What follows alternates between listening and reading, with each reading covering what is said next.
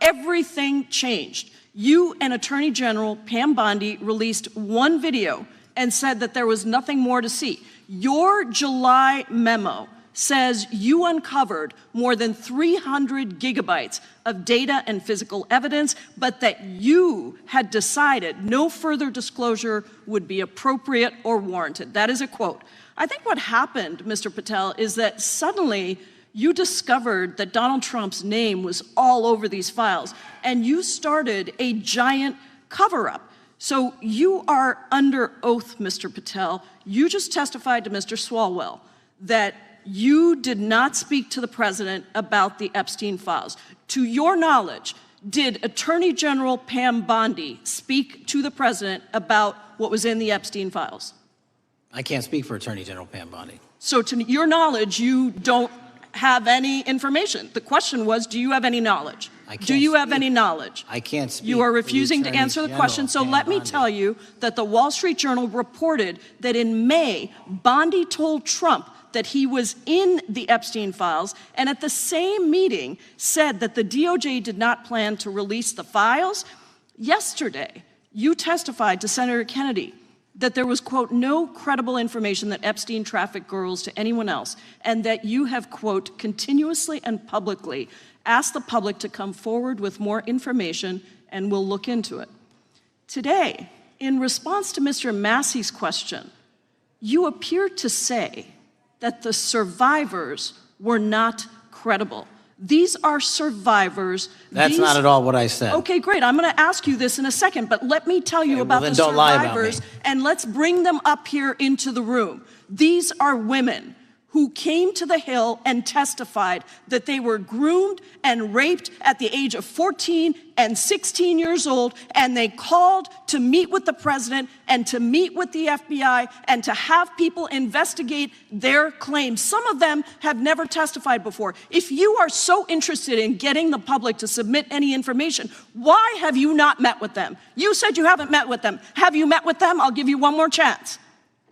My job as the FBI director is to invite all investigative leads. Is the answer yes or no to whether or not you met with these women who were sexually abused and raped? Any insinuation by you or any people on your side that I am not manhunting child predators and sex traffickers, just look at the stats.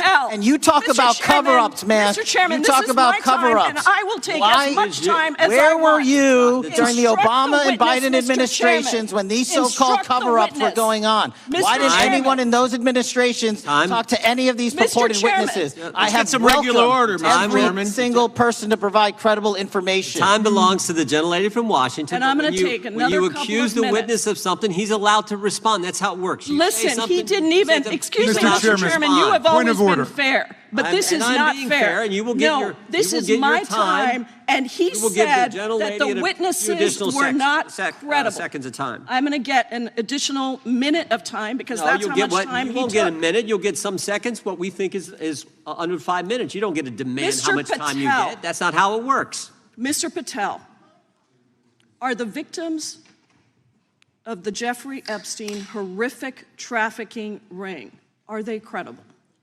Any person with information about ongoing sexual trafficking. I'm asking you if they're credible. Ma'am, I'm commenting on the evidence we have. But we have routinely asked for people to come forward with more evidence, and we will look at it. And the evidence that we have was the same evidence that the Biden and Obama Justice Departments had. And they determined, not me, they determined that that information was not credible. Chairman, he's not letting me even ask my questions. You ask the questions, he gives an answer. You may not like what he says, but that doesn't mean you get to interrupt him. He's not answering my question. Mr. Chairman, could we restore the gentlelady 45 seconds so she can complete her question? We'll give her additional 30 seconds, which is what I said earlier. I'm going to keep taking my time. Because no, you'll take the time that you get. You are not answering the question. The question is, you just don't like the answer. Are these women credible? It's a yes or no answer. I have answered the question. Well, what is the answer? I keep telling you, I'm the only FBI director that has welcomed new information in this case. This administration is the only one that has welcomed any new information in this case. Is there a yes or no to present whether the new credible victims are information? credible? present new information. Are the victims credible or not? I'll tell you what happened in the last Trump administration. Are they credible or not? You can't even say. Victims credibly came forward, and you know what happened? President Trump authorized the indictments of Jeffrey Epstein. Not Biden, not Obama. President Trump no one else. called the entire thing a Democratic hoax. So I would like to ask you. The gentlelady's time has expired. I gave her the additional 45 seconds she requested. The gentlelady yields back. The gentleman from New Jersey is recognized for his 5 minutes. If you would meet with the women who were sexually abused and raped and groomed at the ages of 14 and 16 years old. Are you going to cover up? Are you going to continue to cover up for the rich and powerful men, including those that might be on this committee? I can yell too, Mr. Chairman, but I don't want to yell above this. The time belongs to the gentleman from New Jersey. I appreciate the gentlelady yielding back. Are you going to allow them to testify, Mr. Patel? Go ahead. Will you allow them to testify to you, Mr. Patel? Mr. Patel, thank you for being here. I know it's been an interesting and difficult 2 days. And I wasn't going to talk about the Epstein thing because there's a lot of other issues that affect the FBI, but I have to say a few words. I've sat here, I've listened to this, I've watched it, and my Democratic colleagues are so concerned now, Mr. Patel, all of a sudden. Where were they last year? Where were they the year before? Where were they the year before that? Where was the last president in any of this? All I know, the only thing I see is a single letter from the ranking member that was sent in 2019 that he didn't like the plea deal, and some people signed on to that. Most of the truth, the real truth, let's be honest, let's be intellectually honest. The real truth is we didn't hear from them at all, anybody of them. Hardly any of them ever mentioned it. Some of them didn't mention it at all until the beginning of this year. Earlier in the year it started. Not one Democrat asked Director Wray. We all remember Director Wray was here. Not once, not twice, multiple times. Nobody asked Director Wray about Epstein before this committee. Nobody was that concerned. Where was the concern for the victims then? Where was the moral righteousness then? Where was the outrage then? Where was the sense of duty then? Where was the desire for accountability then? Where was the urgency for justice then? Most of all, where the hell was the integrity then? You know what the truth is. Let's just say it, man. Tell the truth time. The truth is, it's politically useful for them to try to do this now, even though they didn't give a damn about it in the past. And you know what? That's an insult to the victims, and that's an insult to America. Continue to do the work you're doing. Continue to uncover what needs to be uncovered.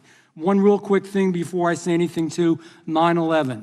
We know that was mishandled by the past director and by the past FBIs. There are family members here. There are family members who are concerned. God Almighty, we want to get to the truth of that. I ask you, please, to meet with them, to talk to them, and to investigate this with truth. In the Biden administration, we went through a very dark and difficult period of time. The FBI trust was broken with the people. Catholics this is the stuff we've been talking about, were labeled radical threats for praying in their churches with their rosaries. Parents at school boards were called terrorists for standing up for their children. Hindu holy men in New Jersey. We have the largest Hindu temple in the world. They were attacked. They were put up against the wall with guns to their heads. So it isn't just a Catholic or Christian thing. American Jews were targeted in colleges and universities, and a lot of folks in the FBI, in the past FBI, not this one, didn't give a damn. We can't go back to targeting religion. We can't go back to silencing free speech. The Biden administration did that. So I got questions for you. Hopefully thoughtful questions that you can answer for us in a thoughtful way. How is this FBI now, under your leadership, how are we restoring trust for Catholics, for Hindus, for Jews, for parents, for all the other, for just American people that were targeted by FISA because they had a different viewpoint? How are we restoring that trust in the FBI? Multiple ways, sir. One, and maybe most importantly, is through transparency and providing the American public with the material so they can see, read it themselves as to what the abuses were in the past, whether it relates to the Catholic memo or the Hindu incident you talked about at the largest temple in North America. any institution of faith and any member of faith will not be investigated by this FBI because they are men and women of faith ever, period. And nor should they. Nor should they. I don't mean to interrupt you, but my God, of all the amendments to the freedom of speech, freedom to believe in what you want to believe in, I know you're standing up for that. Continue. I'm sorry. No, that's it. Sorry. Okay. The Richmond memo was driven by a reliance on sources. The Southern Poverty Law Center, you know, the words sound nice, but the organization's not so nice. And we've seen the Anti-Defamation League distort data that counts as violence. Have you been able to identify and eliminate these kinds of partisan sources? We welcome all sources, but we want objectivity and neutrality and decency in the way we report all this. Have you been able to uncover any information there? How do we make sure our sources are good in the future? We have reviewed the source processes that infiltrate any institutions of faith, and they will no longer be going into institutions of faith. They will be directed towards criminal activity and protecting the homeland, the two most important missions the FBI has, and that's what we're going to continue to do. Good.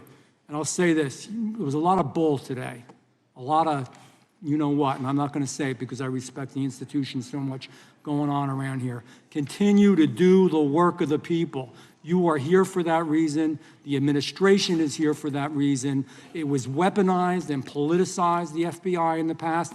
I hope to God we never, ever see that again. One of the darkest parts of American history. Thank you, Mr. Patel. I yield back. Mr. Chairman, I have a unanimous consent. Gentleman yields back. The gentleman from New York is recognized for UC. I would like to introduce a CNN article that explains how an alleged top leader of the MS-13 gang was dismissed. His case was dismissed in Brooklyn so that he could be deported back to El Salvador, even though he was charged with murder. Without objection. Mr. Chairman, I have some unanimous consent The lady from requests. Washington is recognized. I ask unanimous consent to enter into the record an article titled "Justice Department Told Trump in May that his name is among many in the Epstein files." Without objection. I have another one that is a July 2025 article by the New York Times entitled "How a Frantic Scouring of the Epstein files consumed the Justice Department," stating that DOJ and FBI employees reviewing the Epstein files were instructed to flag any mentions of Trump and other celebrities. Without objection. And I have another unanimous consent request to enter into the record an August 2025 article by The Guardian entitled "Ghislaine Maxwell Hinted at Epstein's Ties to Trump Officials.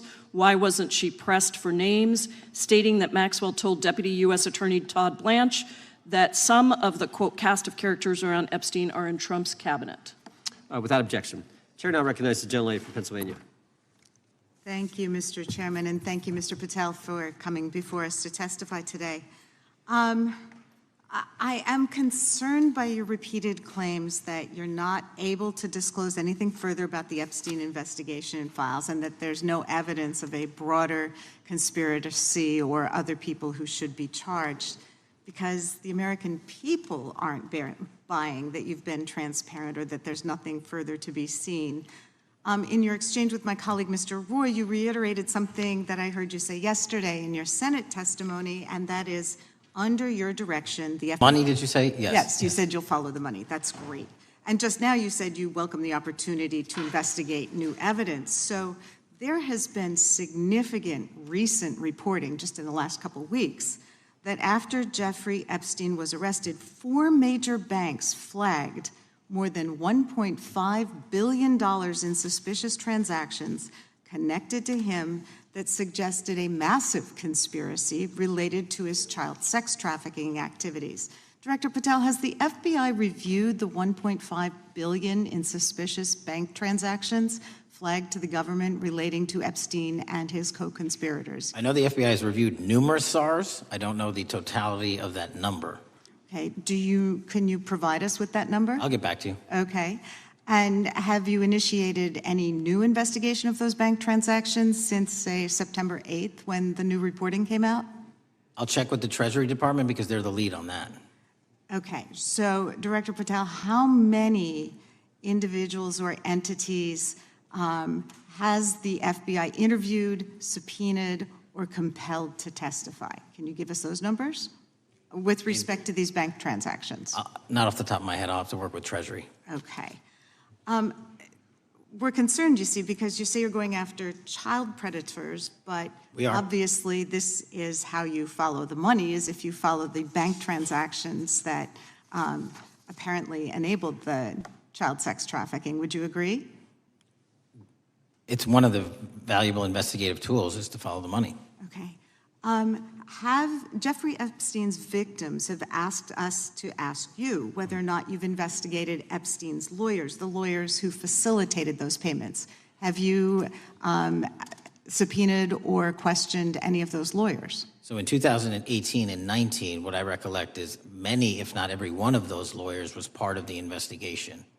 But you weren't there at that time, right? I wasn't there. Okay. So can you get us the names and the numbers of who was investigated then with respect to those lawyers? As long as I'm allowed to release it, absolutely. Okay. Well, if we provide you with subpoenas, I assume you can release it. Is that right? We have a current subpoena and we're working with Congress to provide it.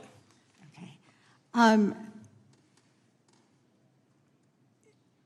You've said that the Acosta investigation had an original sin. Mm-hmm. What do you mean by that? Basically, if you're looking at an actual pedophile ring, what you should not do is limit the time frame in which you're legally able to collect information. So search warrants that Mr. Acosta utilized in 2006 and 7 leading to the 2008 plea agreement had a very specific narrow window of years, I think 3 or 4 years. And so information pursuant to legal process wasn't collected for 10 years or 15 years or 20 years. It also, subpoenas were not sent out to hundreds of witnesses at the time, hundreds of victims at the time. None of that was done. None of these people were put in grand juries. And so the totality of information from the jump, instead of being this big, was like this. And that, in my opinion, is not how you run an investigation if you're trying to break a sex trafficking ring. So you're now in charge of the FBI. Why haven't you done that investigation? Great question, and here's the answer. Simply because I am not able to go back 20 years and collect information that the courts had decided was already subject to search warrants. They have said, this wasn't the investigation, there's a non-prosecution agreement out of that plea, and when the case was reopened, and this is where it comes into play, when the case was reopened in 2018 and 2019, the search warrants, again, were limited to the conduct of Jeffrey Epstein. Now, whether that's right or wrong, that's a different discussion, but I'm telling you that's the information we I think reviewed. that is a different discussion, and I think the discussion we'd like to have today is why you aren't following the money with respect to the broader conspiracy that it has been reported in the New York Times and elsewhere, and that if you really want to attack the issue, if you wanted to attack the issue, if you wanted to get to the bottom of it, if you wanted to disclose what really was involved in the Epstein files, the Epstein cover-up, that you would be taking very different actions that you are today. I do want to seek unanimous consent to enter into the record the New York Times September 8th, 2025 article, How J.P. Morgan Enabled the Crimes of Jeffrey Epstein. Objection. And also an article dated July 17th, 2025 in the Epstein case, Follow the Money. Objection. Okay, thank you. Gentlelady yields back. Mr. Chairman. Gentleman from Maryland is recognized. Thank you much.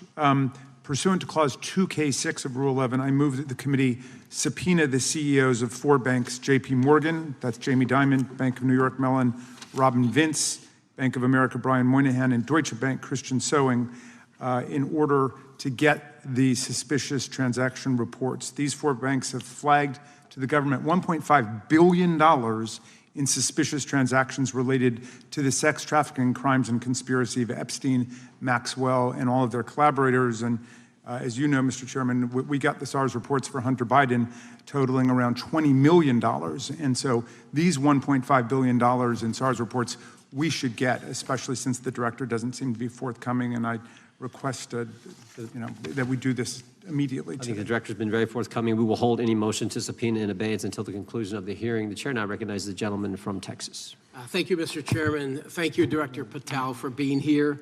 It is quite clear that certain members of this committee, they want their 15 seconds on TV, stamping and coming. Maybe it's for fundraising. Maybe they're struggling in their district. They need a little bump. But they turn a committee into a clown show, and that's what we're seeing. You're being unjustly attacked today. I watched the Senate hearings yesterday. You were attacked there. We know there's an agenda. There's always an agenda. It's the same characters with the same personalities, the same objective, and that is destroy the mega movement.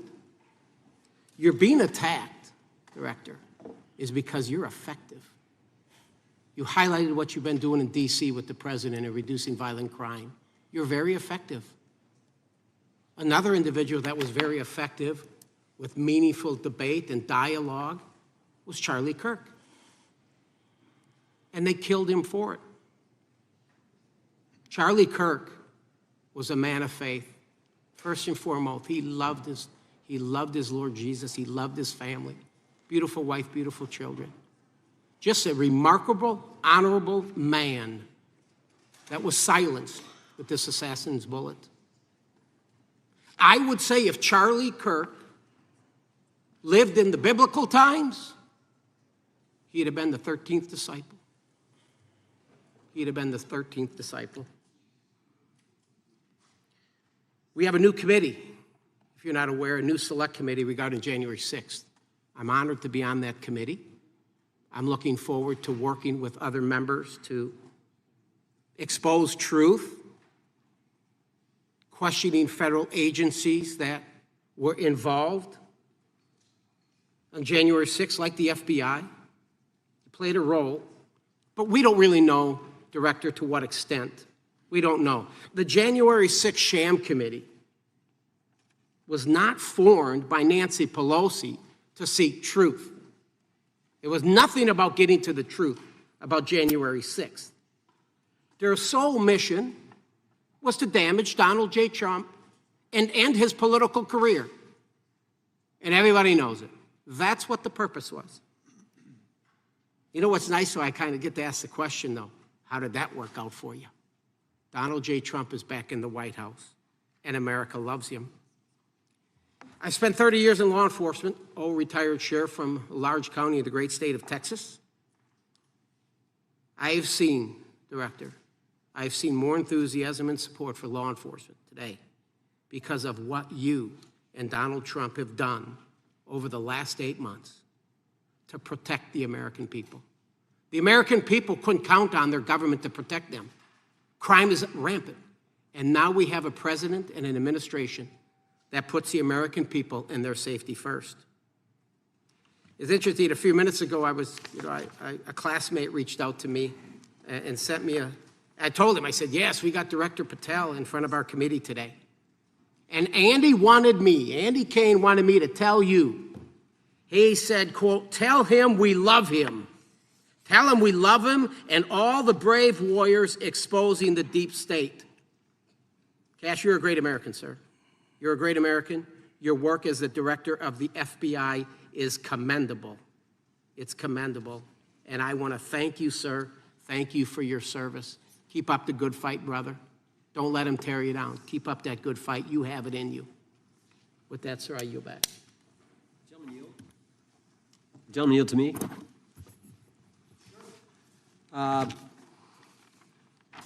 Director Patel, there were 26, the gentleman mentioned the select committee, there were 26 confidential human sources at the Capitol on January 6, 2021.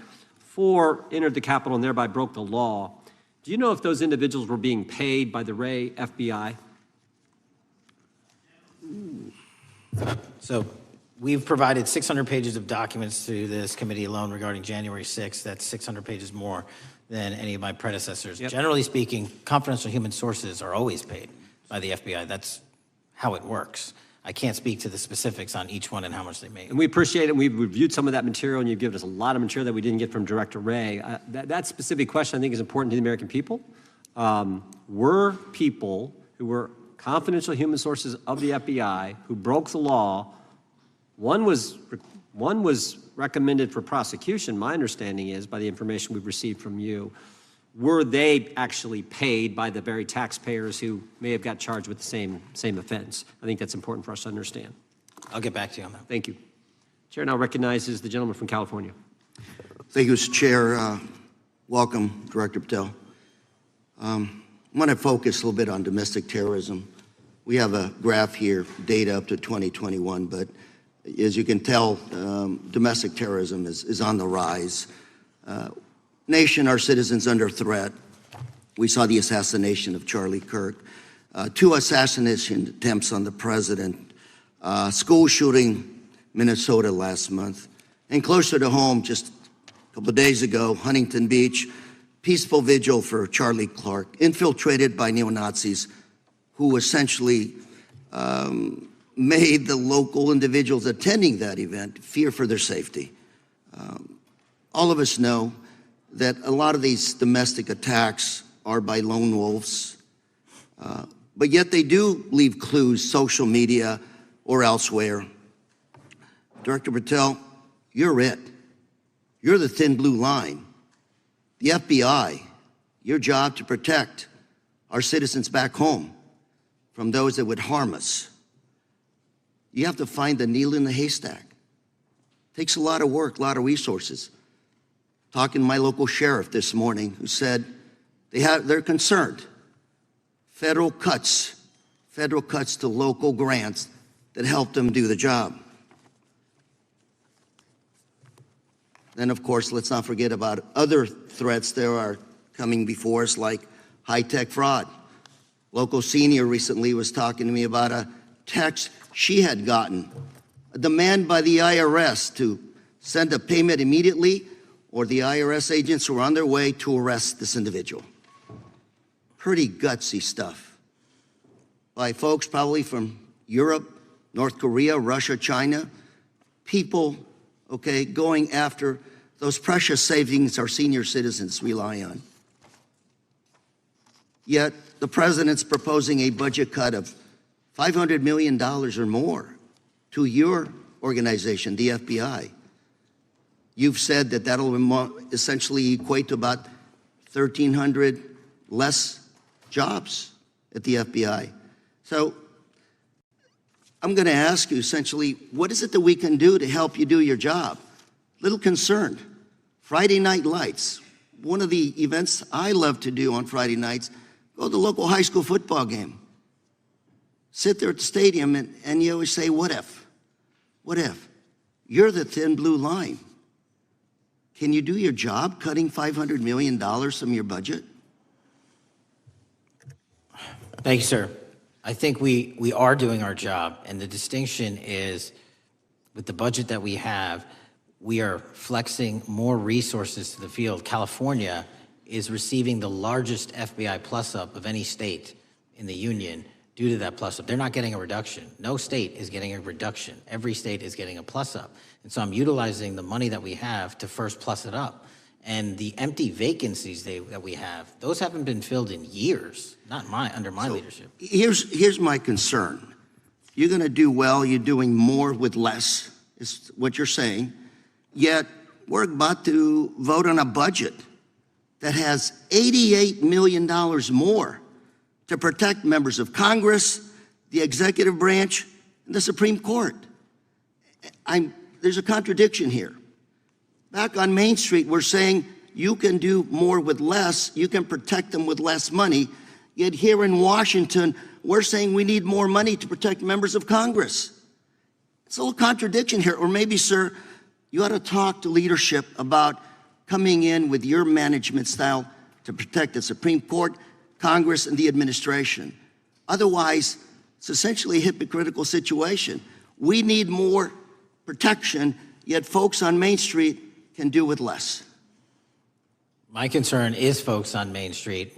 We also were, I think we received over $300 million in the big, beautiful bill, and we're also receiving pots of money from our interagency, so this sort of $500 million cut isn't entirely accurate. You're still getting cut $200 million plus. You're still moving your agents to do ICE work, so you are leaving a lot of bases uncovered. And I'm not going to be argumentative with you, Director Patel.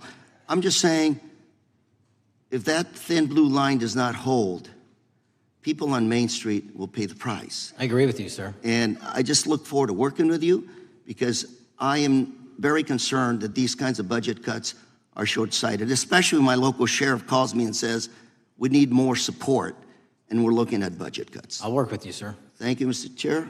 I yield time. Mr. Chairman, I have another unanimous consent request. The gentleman yields back. The gentleman from New York is recognized for unanimous consent.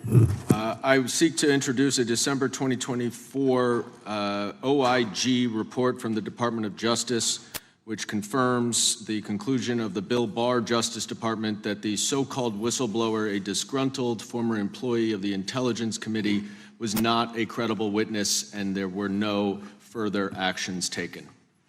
Without objection. Mr. Chair, I'd like to submit some items for the record. You bet. Gentleman from California. First one, Trump's deportation diverts FBI agents off child predator cases. Second one, FBI director backtracks on administration's proposed budget cuts.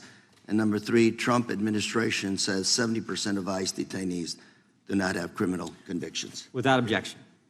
Gentleman from Texas is recognized. Thank you. Director, earlier this year, the committee learned of new documents tied to the Crossfire Hurricane investigation and the Russia collusion hoax against President Trump. Your efforts in declassifying key documents tied to this investigation allowed the committee to acquire thousands of pages that it did not have previously. Did any of your predecessors make any effort to declassify these documents? Not to the extent we have. Did any of your predecessors share or leak any details that were classified at the time? There are ongoing leak investigations across the board at the Bureau related to this. I believe one of those is Mr. Comey, and I thank you for continuing that investigation. Among the declassified documents are the Durham Report Annex, the Crossfire Binder, and the Nellie Orr Criminal Referral. Could you summarize for those watching what we know about the Russia collusion hoax so far? Well, sir, I think the record will speak that the Russia collusion matter was perpetrated by a political party to go overseas and obtain information from a foreign intelligence asset, only to have that information, which was demonstrably false, turned over to the FBI, who walked into a federal FISA secret court and asked for a secret surveillance court order and lied to the federal court, and we know that because someone was convicted of it, and only to surveil the political opponent. So that is a massive scandal. We helped expose it.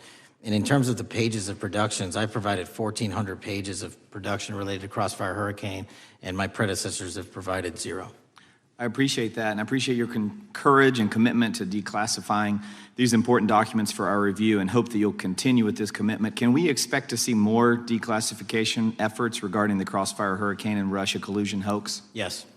Thank you. I yield the remaining balance of my time to Chairman Jordan. Oh, I thank the gentleman for yielding. And Director, that's when it all started, right? The whole Russia, that's when it all began. And then it was Mueller, then it was impeachment, then it was Jack Smith and Fonnie Willis and Alvin Bragg and you name it. But it all started then. And that's why I think the gentleman from Texas wants to make sure we get all the information there. And I want to go back to when it was changed. We talked about this earlier. I just want to read to you what the CIA officer said to the House Permanent Select Committee on Intelligence, quote, Brennan refused to remove the dossier, and when confronted with the dossier's main flaws, he responded, yes, but doesn't it ring true? So that's what he initially said. And then when he was talking to this committee, he said the CIA was very much opposed to having any reference or inclusion of the Steele dossier in the intelligence community assessment. So on one hand, you got a witness who was there who said he refused to remove it even though he knew it was garbage. And then he's, on the other hand, telling the committee, no, we didn't want anything to do with it. It shouldn't have been a part of the intelligence community assessment, which we know it was. You know it was. You found that. Those are two entirely different stories. I think Mr. Brennan has some explaining to do, frankly, what happened there. And I think you said earlier that this whole thing, and I think you said to Mr. Gooden, this whole thing is being looked at as part of this grand conspiracy to undermine the president, whether it's Comey, Brennan, Clapper, former head of the Intelligence Committee, now senator from, whoever it is, that's all being looked at. Is that accurate? Yes, sir. Well, we appreciate that. And part of what's also being looked at, and I think the gentleman from Wisconsin brought this up earlier, what is a burn bag for, by the way? Generally speaking, the intelligence community obviously utilizes and possesses classified documents, but drafts of those classified documents and even ultimate finished products of those classified documents have to be recorded and or discarded. And if they are discarded, the only way we do that the hard copies is we literally put them in burn bags that are identified specifically for that purpose, and there is a very exact courier system in which those burn bags are obtained and the material inside is destroyed. So it's to get rid of the material, right? Yes, sir. And it looks like the annex that Mr. Durham in his investigation had was put into a burn bag by your predecessor, I assume, to be destroyed. Is that accurate? Without getting into the stylization of the evidence, anything that's put in a burn bag is for purposes of destruction. Do you find that interesting that the Durham annex was placed in a burn bag, that you would discover that when you took over as the head of the FBI? We found a lot of information in a lot of burn bags. Well, we appreciate you finding that. We'd like to know a little bit more about that, and we look forward to that information coming forward. And I appreciate the gentleman yielding. With that, we now recognize the gentleman from Colorado. Thank you, Mr. Chairman, for holding this hearing. Thank you, Director Patel, for being here today. I have a couple of questions regarding a terrible shooting that occurred in Colorado, a state, as you may know, that I represent. You've testified previously about, I think, what you would describe as your efforts to provide more information regarding the investigation with respect to the horrific assassination of Mr. Kirk. And so, in that same vein, I'm hoping you can provide this committee and my constituents in Colorado with some clarity. Absolutely. I think, as my colleagues know, in Evergreen, Colorado, Jefferson County, a county that I proudly represent, at Evergreen High School, a shooter ultimately injured 2 students. Were praying for their swift recovery. There's an article here from Colorado Public Radio. The title is, quote, FBI was already investigating an account that may have been linked to the Evergreen shooter. You're familiar with the circumstances generally, Director, regarding this terrible tragedy. Yes. So my understanding from the public reporting is that an organization reported to the FBI in July of this year regarding, just reading here from the article, that the FBI opened an assessment into a social media account user whose identity was unknown and who was discussing the planning of a mass shooting with threats nonspecific in nature. This is the FBI's statement to the press. And that the FBI continued to work this assessment investigation to identify the name and location of the user up until September 10th, 2025, which was the day of the tragedy. Can you provide us some clarity on what were the impediments to finding, the account user, and maybe describe in greater detail the FBI's work in that regard? Generally speaking, yes, because I know even though the shooter's deceased, the investigation we're not done. Sure. And so the impediments to finding these individuals, and you highlight a great point. We had 2 huge tragedies in the span of days in this country. The school shooting in Evergreen, Colorado being one of them.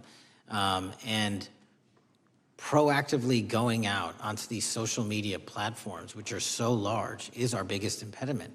And we need to rely on the service providers. There's actual legislation, I can't remember the name of it, that's up for renewal, which will, and I think at the end of the month, which gives service providers the ability to report that information in from their end without liability. We need that to continue, because while the FBI has so many people and the police are great at doing it, there's just too many platforms to cover down on. Well, I appreciate that, Director Patel, and I think we're certainly, I'm interested in continuing this conversation, because I think the reporting suggests that there's a pattern, and that ultimately, we want to make sure that law enforcement is able to prevent this kind of tragedy from happening in the future. I have a question. It's not meant as a gotcha question, so it just frame it there. But it is in regards to some reporting around a periodic transaction report that you had filed earlier, this year. So this is in July, pursuant to the ethical obligations as a senior executive official. You remember filing that in July? Yes. Yeah, so in that report, as best as I can surmise, you disclosed that you divested $100,000 or more in a variety of different stocks, which I presume was pursuant to the ethics agreement that you negotiated with the Department of Justice. In that same report, there's a disclosure regarding purchases of 2 different transactions. So between $15,000 to $50,000 in a national coffee house chain, and between $50,000 to $100,000 in a semiconductor company on May 9th and May 12th. Are those transactions that you're doing personally, or are these through a stockbroker, or are these transactions that you're handling yourself? So how they happen is I submit proposals under DOJ guidance to say, hey, I would like to trade this or that. and they run their review, and the FBI runs a review, and then they come back and say yes or no, and then I make the transaction. Is there a reason that you decided to make the purchases into those two companies? Generally speaking, before I got this job, I was, trading stocks, but not a lot, like most people, and I just follow certain industries, and I thought they would be a good investment. So the reason why I ask, right, because you had divested in other companies, Yeah. and I presume that wasn't because there were actual conflicts. It's just that you wanted to avoid an appearance of impropriety. It was both. Both, Yeah. but not all of the companies were conflicts. Whatever they make divested from. I don't make the call, they make the call. Sure. Yeah. I guess my point would be, the reason why I ask is, why I said it's not a gotcha question. I have for years led an effort here in Congress to try to ban members of Congress, senior executive officials, from trading stocks. And it's bipartisan in nature. We're working really hard to get that done, Republicans and Democrats.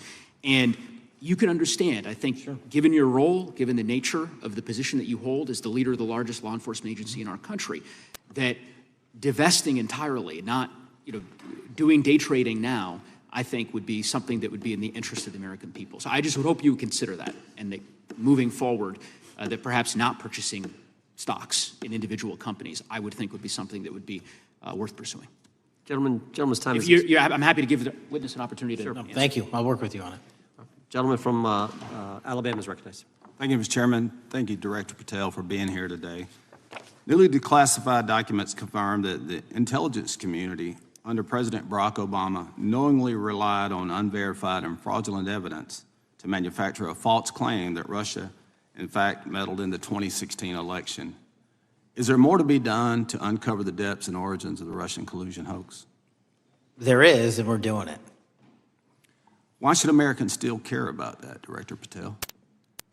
Everybody wants to talk about a weaponized bureaucracy. And when we put out the facts about a weaponized bureaucracy, not because I said so, but because we found the FISA documents, because we found the 302s and the 1023s, then it becomes a political football. My job is to continue to put out that information and let the American public read it for themselves when I'm lawfully able to do so. And that's been my commitment on any subject, Russiagate or otherwise. Wherever the law allows me to do it, I will do it.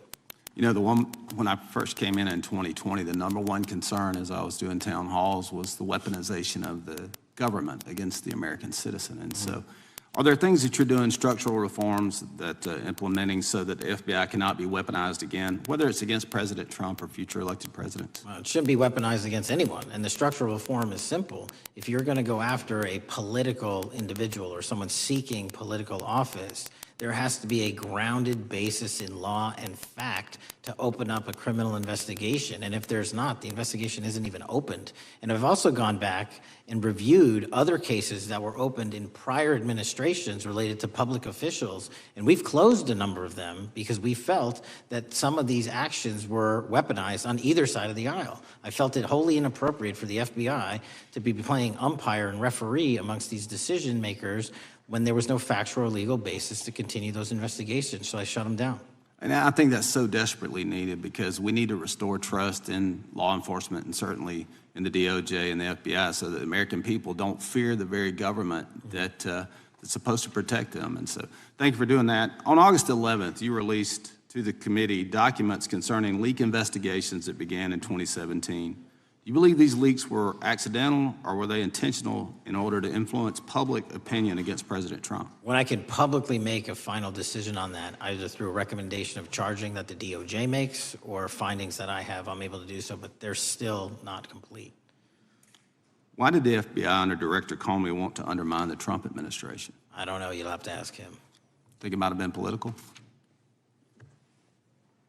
How will Director Comey be held accountable for his leaks and classified information concerning the Russian collusion hoax? Well, anyone.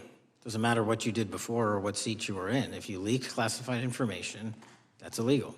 And we will investigate it fully. And if we can bring enough evidence to recommend charges to the Department of Justice, we will. But as you know, in these leak investigations, it's very difficult to produce the information necessary. We know leaks happen.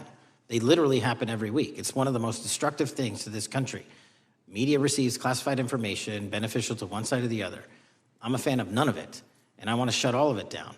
And we need to bring some real cases to deter individuals from doing that, and that's my focus. What was Comey's role in creating the ICA?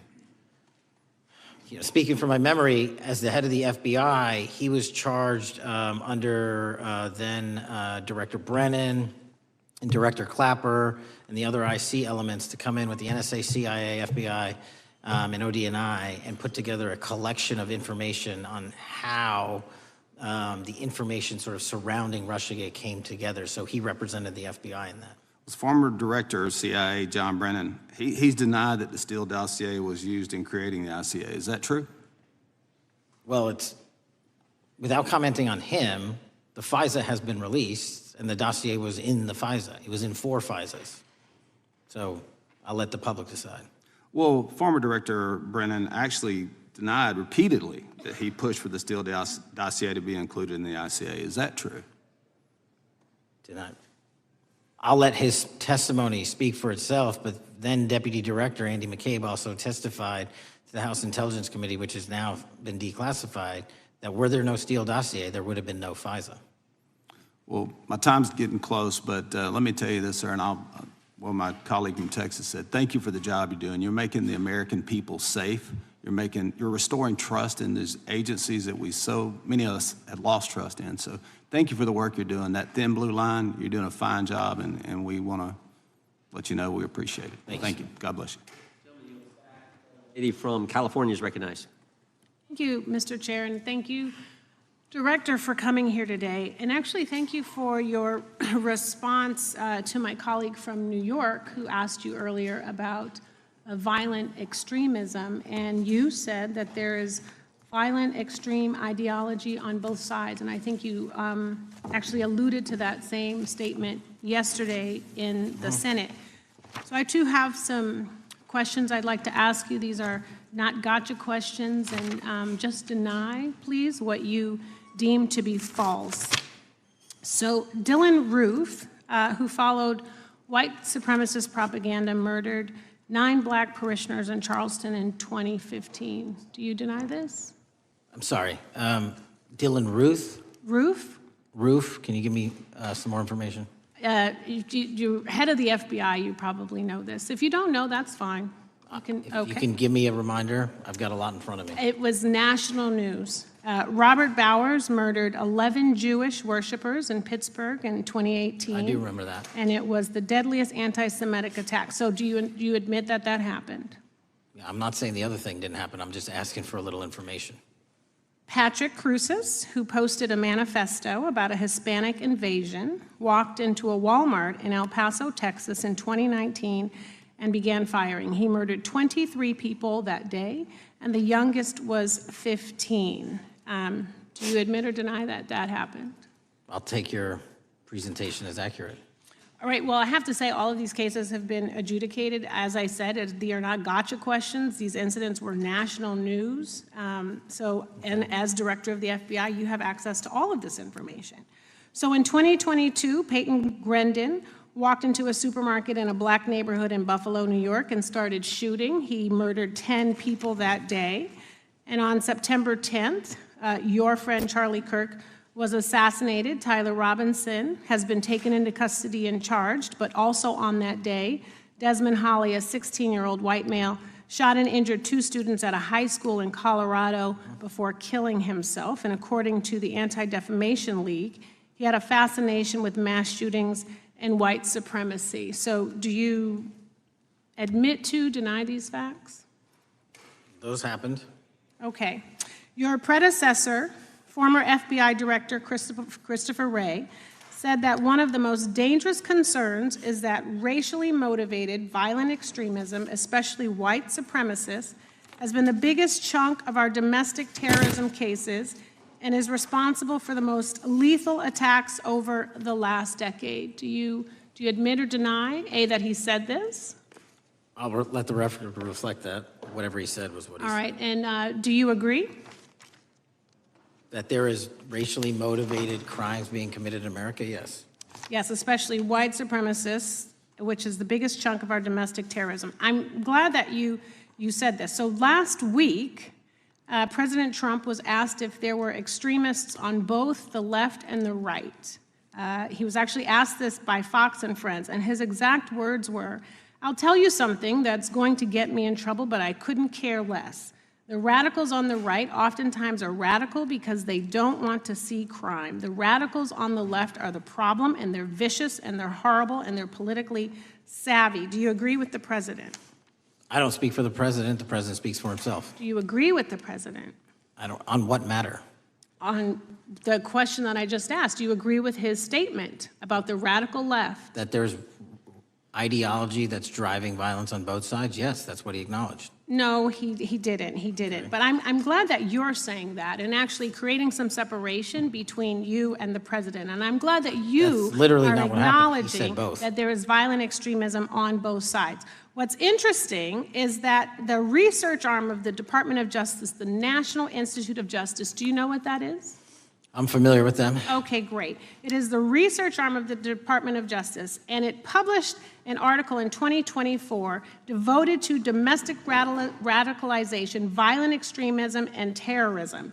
I have it. It's interesting that it's no longer on the website. It has been scrubbed, but I ask these questions because what makes a strong, qualified director of any business, of any household, of the FBI, what makes a reputable prosecutor is not lapdog loyalty, but a commitment to the creed that evidence is agnostic and that the evidence will lead you to making the right decisions. And your job, no one's job is to like the data or the evidence, it is to collect it.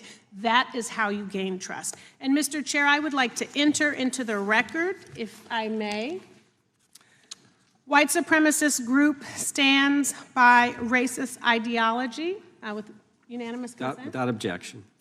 Dylan Roof, the radicalization of the alt-right and ritualized racial violence.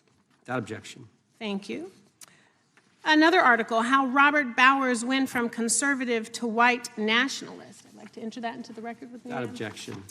Patrick Cruces believed he was fulfilling Trump's wishes in El Paso attack, his attorneys said. I'd like to enter into the record. Without objection. Buffalo shooting, how far-right killers are radicalized online. I'd like to enter that into the record. Without objection. Evergreen High School shooters' online activity reveals fascination with mass shootings, white supremacy. I'd like to enter that into the record. Without objection. Murder and extremism in the United States in 2024, a report by the Anti-Defamation League. I'd like to enter that into Without the record. objection. And the article, the report that was scrubbed from the DOJ just recently, the National Institute of Justice Journal focusing on domestic radicalization, violent extremism, and terrorism. I'd like to enter that into the record. Without objection. And lastly, the libertarian think tank Cato and their analysis on violent extremism and the right rising in extremist acts. I'd like to enter that into the record. Without objection. Thank you, and I yield back. Gentlelady yields back. Gentlelady from Wyoming is recognized. Just very quickly, Director Patel, thank you for being here, for your service to this country, and for the transparency that you have brought to the FBI and for the American people. Transparency that was absolutely non-existent in the Biden administration and FBI. I believe that you might have been asked earlier about whether you had had an opportunity to visit with any of Epstein's legal counsel. Were you asked that question earlier? I think so. Okay. One of the legal counsels or legal fixers for Mr. Epstein was Stacey Plaskett, the Democrat delegate to Congress from the Virgin Islands. So perhaps for those on the other side who are interested in talking to Jeffrey Epstein's attorneys, they could sure visit with one of their own colleagues. I want to focus on something that I think is very important that has not been addressed enough today, and that is related to the consequences of the Biden open border. One consequence of the Biden border crisis is the impact that it continues to have on our tribal communities, with the cartels taking advantage of our open borders, the Mexican drug cartels, by infiltrating our reservations and bringing violence, drugs, murder, trafficking, and more. Last year, when I questioned the Attorney General Garland about what the DOJ was doing to protect these communities, he simply deflected responsibility and said that Congress had not appropriated sufficient resources for them to be able to protect our tribal communities. Mr. Patel, what is the Trump FBI doing to counter the drug cartel infiltration and other violent crime targeting our Native American communities? Thank you. It only took more than half of this proceeding to talk about one of the priorities that the FBI has, which is crimes on tribal lands.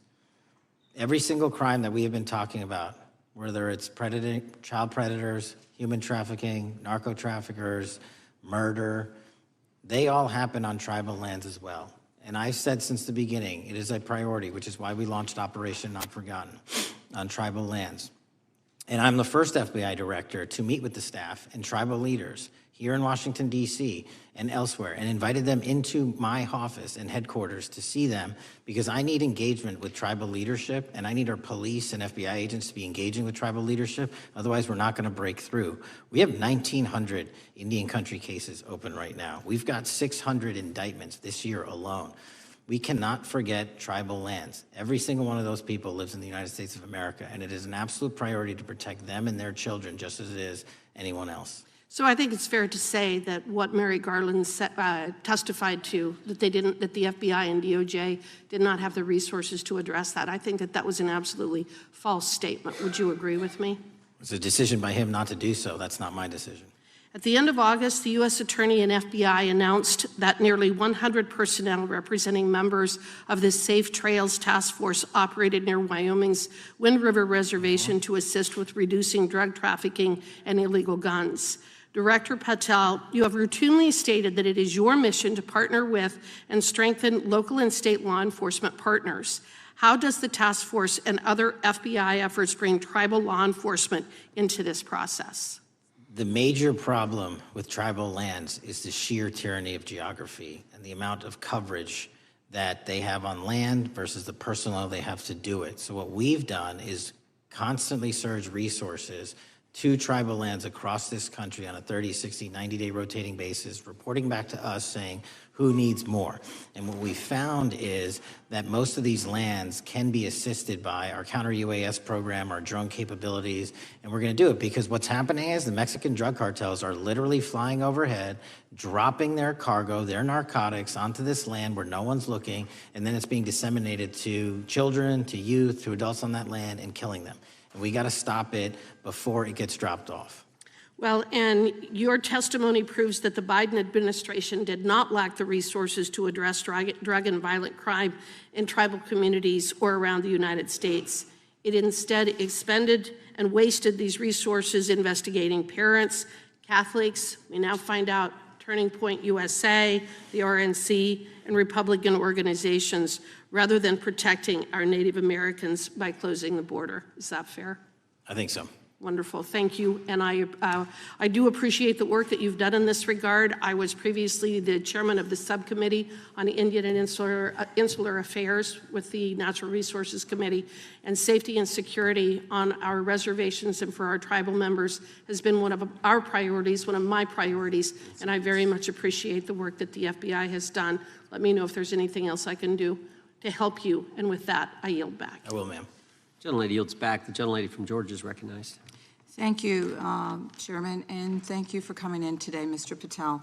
In the past few months, the country has experienced a string of horrific, high-profile attacks that have been motivated by racial hatred or political ideology. Shooter attacked the CDC headquarters, firing hundreds of rounds and killing a police officer. An arsonist set fire to the Pennsylvania governor, Josh Shapiro's residence, with the governor and his family actually inside. Minnesota House Speaker Melissa Hortman and her husband were assassinated earlier this year. Clark and Charlie Kirk was murdered last week. Bomb threats have been made against HBCUs and the DNC, and just the list goes on and on. I only have just a few minutes today, so I don't want to take a lot of time to go into all the countless and devastating violent crimes and incidents that have happened at our schools or on our streets and in our communities that have just been happening all year long. Mr. Patel, just yes or no, is this type of political violence ever acceptable in your eyes? No. I'm glad that we agree that these heinous acts designed to instill fear and division in our nation are never, ever acceptable, yet each of these incidents has recently taken place under your watch. The FBI's website states that protecting the United States from terrorist acts is the FBI's #1 priority, including from domestic terrorists. Is this still your #1 priority? Domestic terrorism? Preventing domestic terrorism. Our #1 priorities are protecting the homeland and international terrorism and crushing violent crime, and domestic terrorism sort of interlays between both of those. Okay, so, well, then I'm glad that you're giving us the right answer, but unfortunately, your actions kind of tell a different story. Earlier this year, you granted the ranks of the FBI's Domestic Terrorism Operations Section. This is the section of the FBI that is most directly responsible for addressing political violence in our country by preventing attacks from occurring and effectively responding to them if they do. The agents in this section are the ones who stopped an individual stockpiling weapons, who planned to attack schools and churches in Florida and seized bombs made by an ISIS sympathizer in New Orleans. And instead of ensuring that this section has all the resources that it needs at a time when its mission is critical, you fired its decorated veteran FBI agents who have served their country proudly under Republican and both Democratic presidents, and you scrapped the tools that they developed to fight domestic terrorism, including the National Domestic Terrorism Incident Database. I mean, most of that is just not true. We have 1,700 current DT managed programs. We're up 300% in the amount of cases we brought against nihilistic, violent extremists, including 764, wishing to harm our children. The FBI and the men and women are getting after that problem set more than ever because I've unleashed them to do so. And any insinuation that these tragic occurrences across the country are somehow singularly my fault or disgusting because that watershed goes down to the men and women at the FBI, Mr. Patel, and they are not responsible for it. I'm happy to work with you to get them what they need. Gentlelady controls the time. Unanimous consent request. You'll state a request. Thank you very much. Into the record, an article from Reuters titled FBI Scales Back Staffing, Tracking of Domestic Terrorism, Probes Sources Say. Thank you very much. Without objection. I appreciate that. So, Mr. Patel, and it isn't just the domestic terrorism operations section. Under your watch, agents are fully diverting their attention to these anti-immigrant and city takeover operations, leaving our children vulnerable to dangerous networks of online predators, both domestic and international. You pulled more than 120 FBI agents from their normal duties to operate sobriety checks and conduct traffic stops, exposing the FBI's fleet of unmarked cars and thereby making it harder for the FBI to combat violent criminal gangs, foreign intelligence services, and drug traffickers in the process. That's simply not true. If we were not able to do two things at one time, how would we be seizing record amounts of fentanyl? 23,000 violent felons have been arrested. Time belongs to the gentlelady. More than twice as many as last year. Time belongs to the gentlelady from Georgia. Thank you very much. And this request basically is, it is an article from Reuters, which quotes law enforcement officers familiar with agents who once covered child exploitation cases, but now focus on immigration child exclusive. Thousands of agents diverted to Trump immigration track down. Mr. Patel, in the short time I have left, your tenure as director of FBI has been somewhat problematic. Americans are left safe, definitely less safe under your watch. You have gutted the FBI's ability to keep safe from domestic terrorism. You have sent FBI agents to conduct traffic stops and round up hardworking immigrants who pose no danger to public safety. People even President Trump referred to as good, long-time workers. Your job is to protect and serve the American public. Time of the gentlelady. You have spent your time protecting heinous individuals and using the FBI to serve as a political circus. You at times have appeared unequipped. Time of the this country gentlelady has deserves better, and I yield. Gentlelady yields back. May I respond? Sure can. Simply put, what is it? Are we failing? If we're failing, how are we arresting 23,000 violent felons? Twice as many as this time last year. Are we failing? Because if we're failing, how are we seizing 1,500 kilograms of meth, 25% increase from last year? Are we failing? Because we captured 4 top 10 FBI most wanted from around the world in 7 months. That's more than the entirety of the last administration. Are we failing because we put 1,500 child predators in prison? Are we failing because we dismantled 300 human trafficking networks? Which is it? You don't like me, that's fine. But don't you dare disparage the men and women of the FBI that are producing record results in historic fashion to protect this country. They are kicking ass for America, and they're going to continue to do so. And we appreciate your leadership. The gentlelady from Florida is recognized. When I was home recently, I met with the agents leading the Tampa office of the FBI, and I saw what they're focused on in my community: stopping drug traffickers, rescuing children from exploitation, fighting cybercrime, protecting us from acts of terrorism, foreign and domestic. And I know from my time as a federal prosecutor and a judge that this work by the Bureau doesn't make headlines, but it is happening every single day.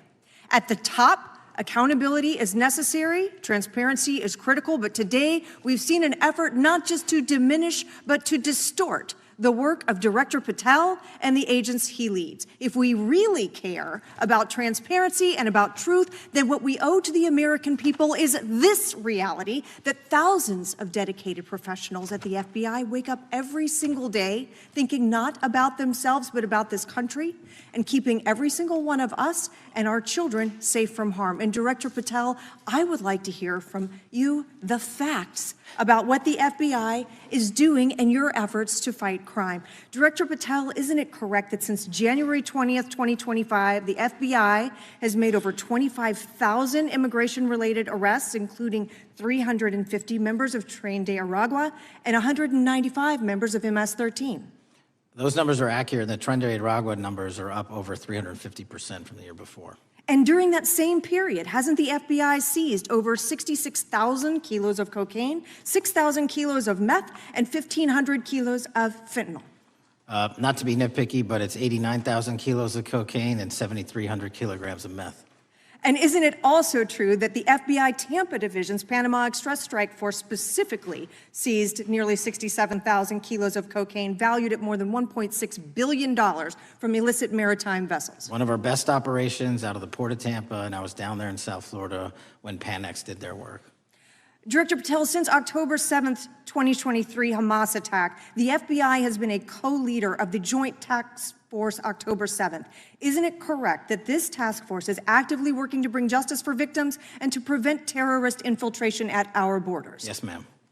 Since January 20th, hasn't the FBI arrested 59 foreign intelligence operatives for spying or smuggling dangerous material into the United States? Yes, we have, and that's on track to be more than 25% than ever before. And the FBI has also been leading operations against major cyber threat actors, including those from Russia, China, Iran, and North Korea. Isn't that right? A 17% increase from year-to-date last year. Director Patel, the FBI's child exploitation task forces continue to investigate predators who target children online and across our communities. How significant is that threat today, and what results have you seen under your tenure in bringing these offenders to justice? We have, under Operation Grayskull, dismantled dark web units that are operating online, not just in the United States, but across the world, to do our children harm. We have taken into custody more suspects than ever before on those who seek to harm our children. That is what the men and women of the FBI do, and that's what they're going to continue to do.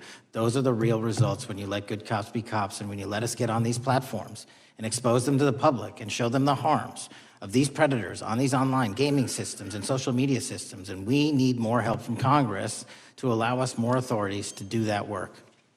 The FBI laboratory manages the Combined DNA Index System, or CODIS, which compares over 25 million DNA profiles and aids more than 125 investigations each day. Director Patel, why is this important to law enforcement nationwide? All of law enforcement relies on our CJIS operation out of West Virginia. And what that does is allow 19,000 agencies to come in and say, hey, does this guy have a criminal history? Hey, is this an illegal firearm? Do we have a DNA hit like we did in these recent assassinations? That's what the FBI brings to bear, because local and state law enforcement agencies just don't have that capability, and we're doing it 24/7, 365. CJIS does not close for 1 minute. In your testimony, you noted that the FBI has ongoing counterintelligence investigations into China, Iran, and Russia across all 55 field offices. Why is it essential to maintain that scope of coverage, and what success can you point to in disrupting nation-state actors? Our biggest threats involving nation-state actors are the PRC, Russia, and China, and they are up 33%, 83%, and 60% respectively in arrests alone this year. Those nation-state actors wish to do harm in our infrastructure, our critical infrastructure system, our energy, our water supply, and also go after and target individuals and senior citizens and take their money through online pig butchering schemes, which we've exposed in Cambodia by way of the CCP. This is groundbreaking work that the American public should be seeing that their FBI is doing, and I'm happy to have the opportunity to report on it. Thank you, Director Patel. I yield back. Gentlelady yields back. The gentlelady from Mr. Chairman, I have a couple. Unanimous consent. Thank you so much. I appreciate it.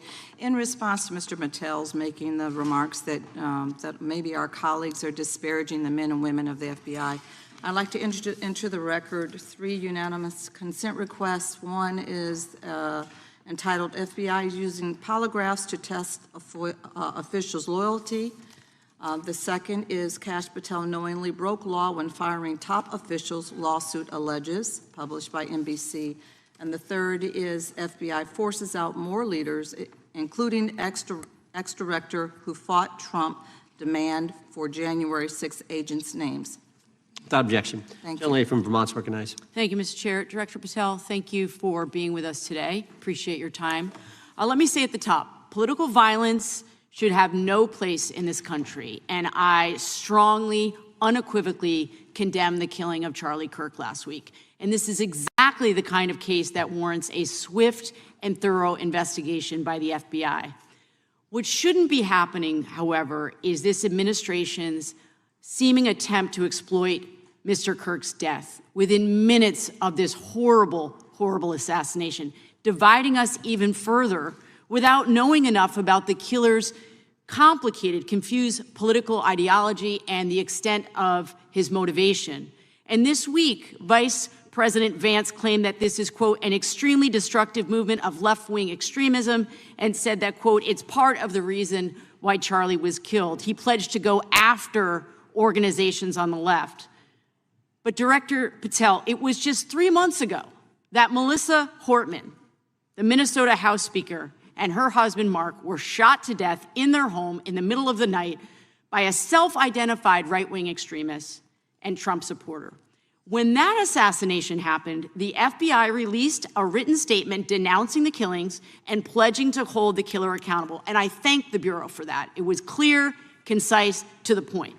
But when you compare that statement to the over 50 mentions of the Charlie Kirk killing and just 4 for the Hortmans on accounts affiliated with the FBI and your personal account, it appears to many Americans that you're valuing some lives more than others, and that's painful. And this is what I'm hearing from my constituents, so I just want to convey that to you.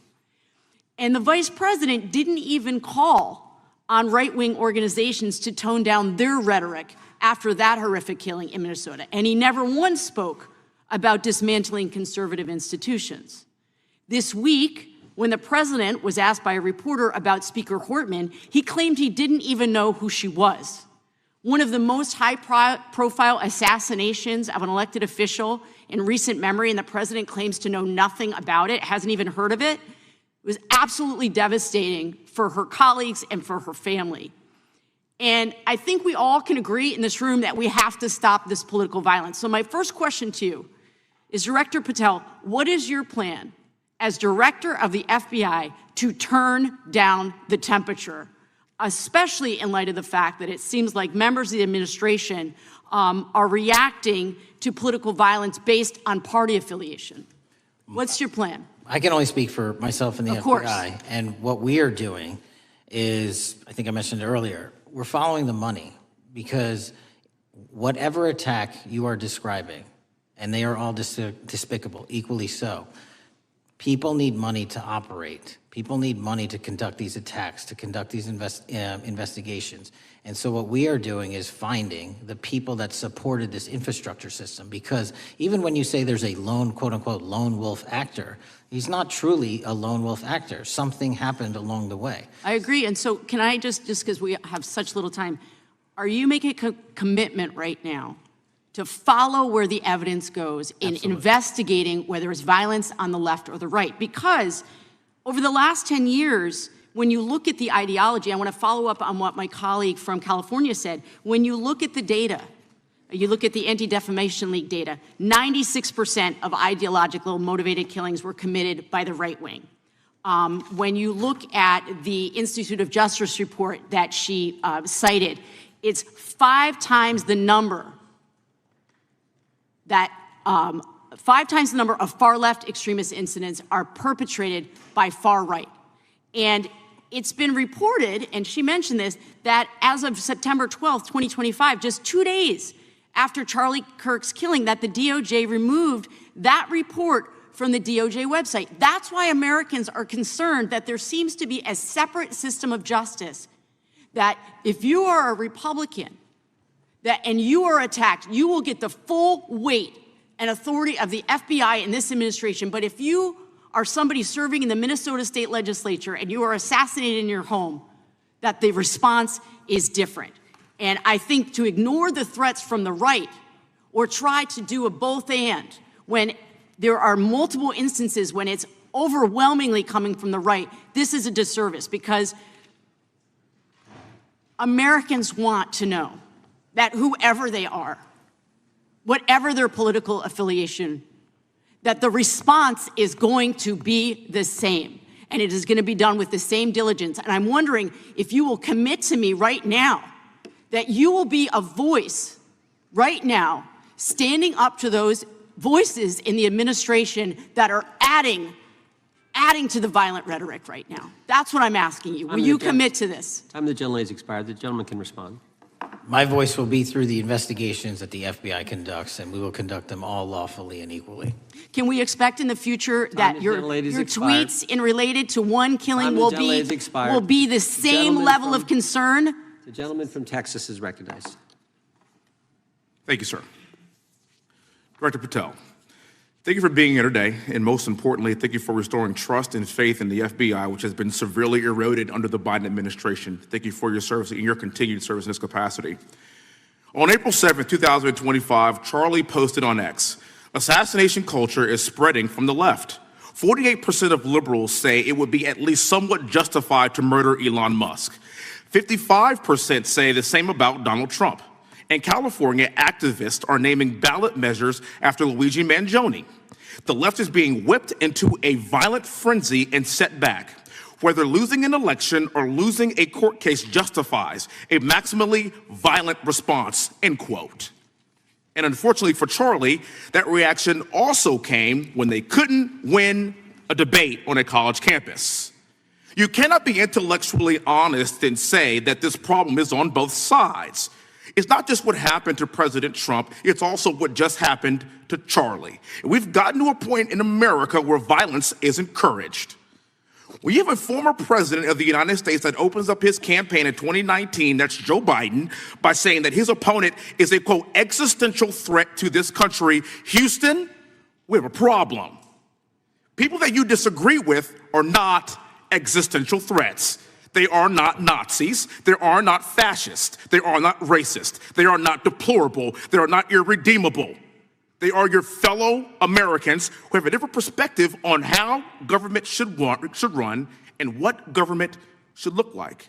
Whether or not we should have strong sovereign borders, whether or not we should have safe communities, whether or not we should have places to worship our God and not worry about being shot, whether or not we live in communities and cities that are not overwhelmed by drugs and crime, whether or not we have 2 genders, and whether or not we have common sense in our policies and our values. And people that believe these things are not existential threats. I happen to be one of these people that believes all of the above, and as someone that served this country in combat, I can assure you I am not an existential threat to this country because I swore to protect her.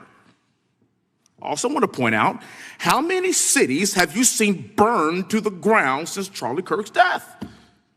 0. No summer of love, no riots, no nothing, no looting, no killing, none.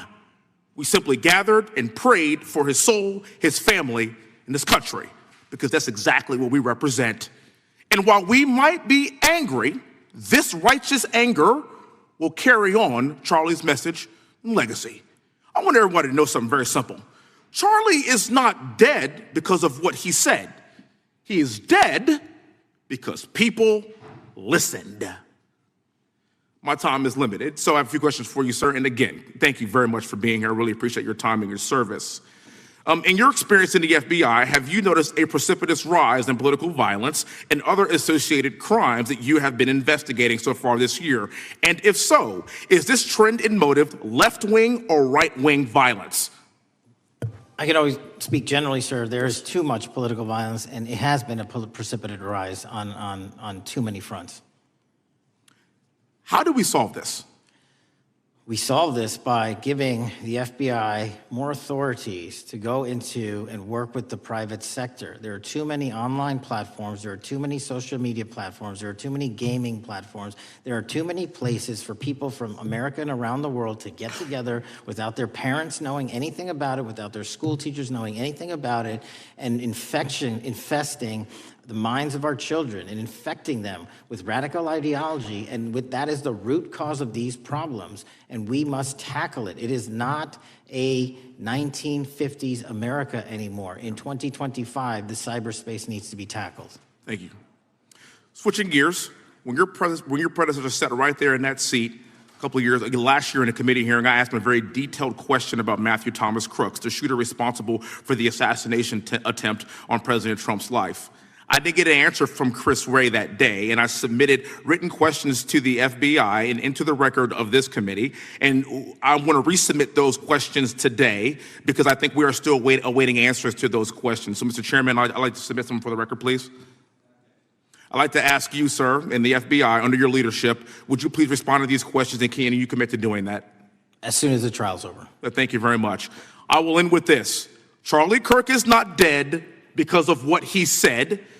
Charlie Kirk is dead because people listened.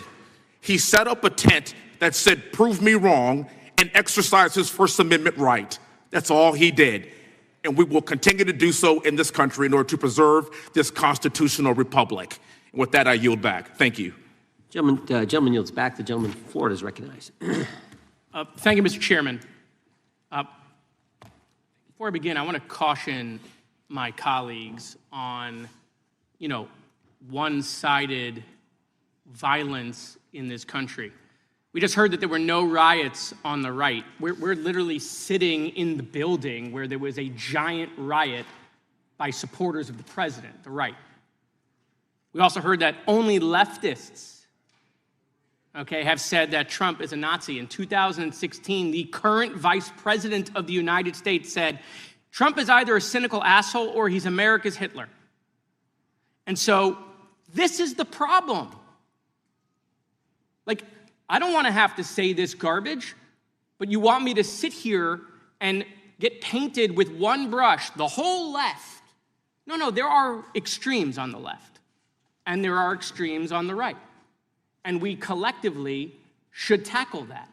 But to come here and just look at us and say we all support what's going on in the extremes is why we can't solve anything in this building. Director, let me say first, thank you for being here, and my condolences on the loss of your friend. And I'm happy to hear that you want to do more on the social media platforms. It's crazy what's going on the social media platforms. There are so many conspiracy theories on what's going on with Charlie Kirk. Israel assassinated him, right? There are conspiracy theories about your personal social life all day. It is totally rampant. Big names on the right, Candace Owens, right? Talking about how what's been released as far as the dialogue between the perpetrator and his roommate is manufactured by the FBI, manufactured by the administration. It is totally rampant, allowing foreign governments to just perpetrate these platforms, all of these bots, all of the time to weaponize Americans. You see what's going on here? This is a byproduct of all of that. What's going on in the streets is a byproduct of all of that. What's happening is you see people celebrate Luigi Mangione is a byproduct of all of that. And so if we want to do something, then we should talk about Section 230.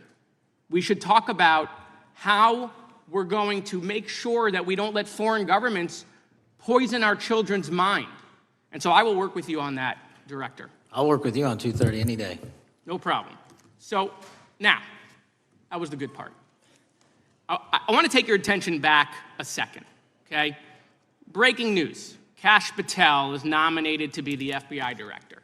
Dan Bongino is nominated to be the number 2 at the FBI. MAGA celebrates, rejoices, bells are ringing out.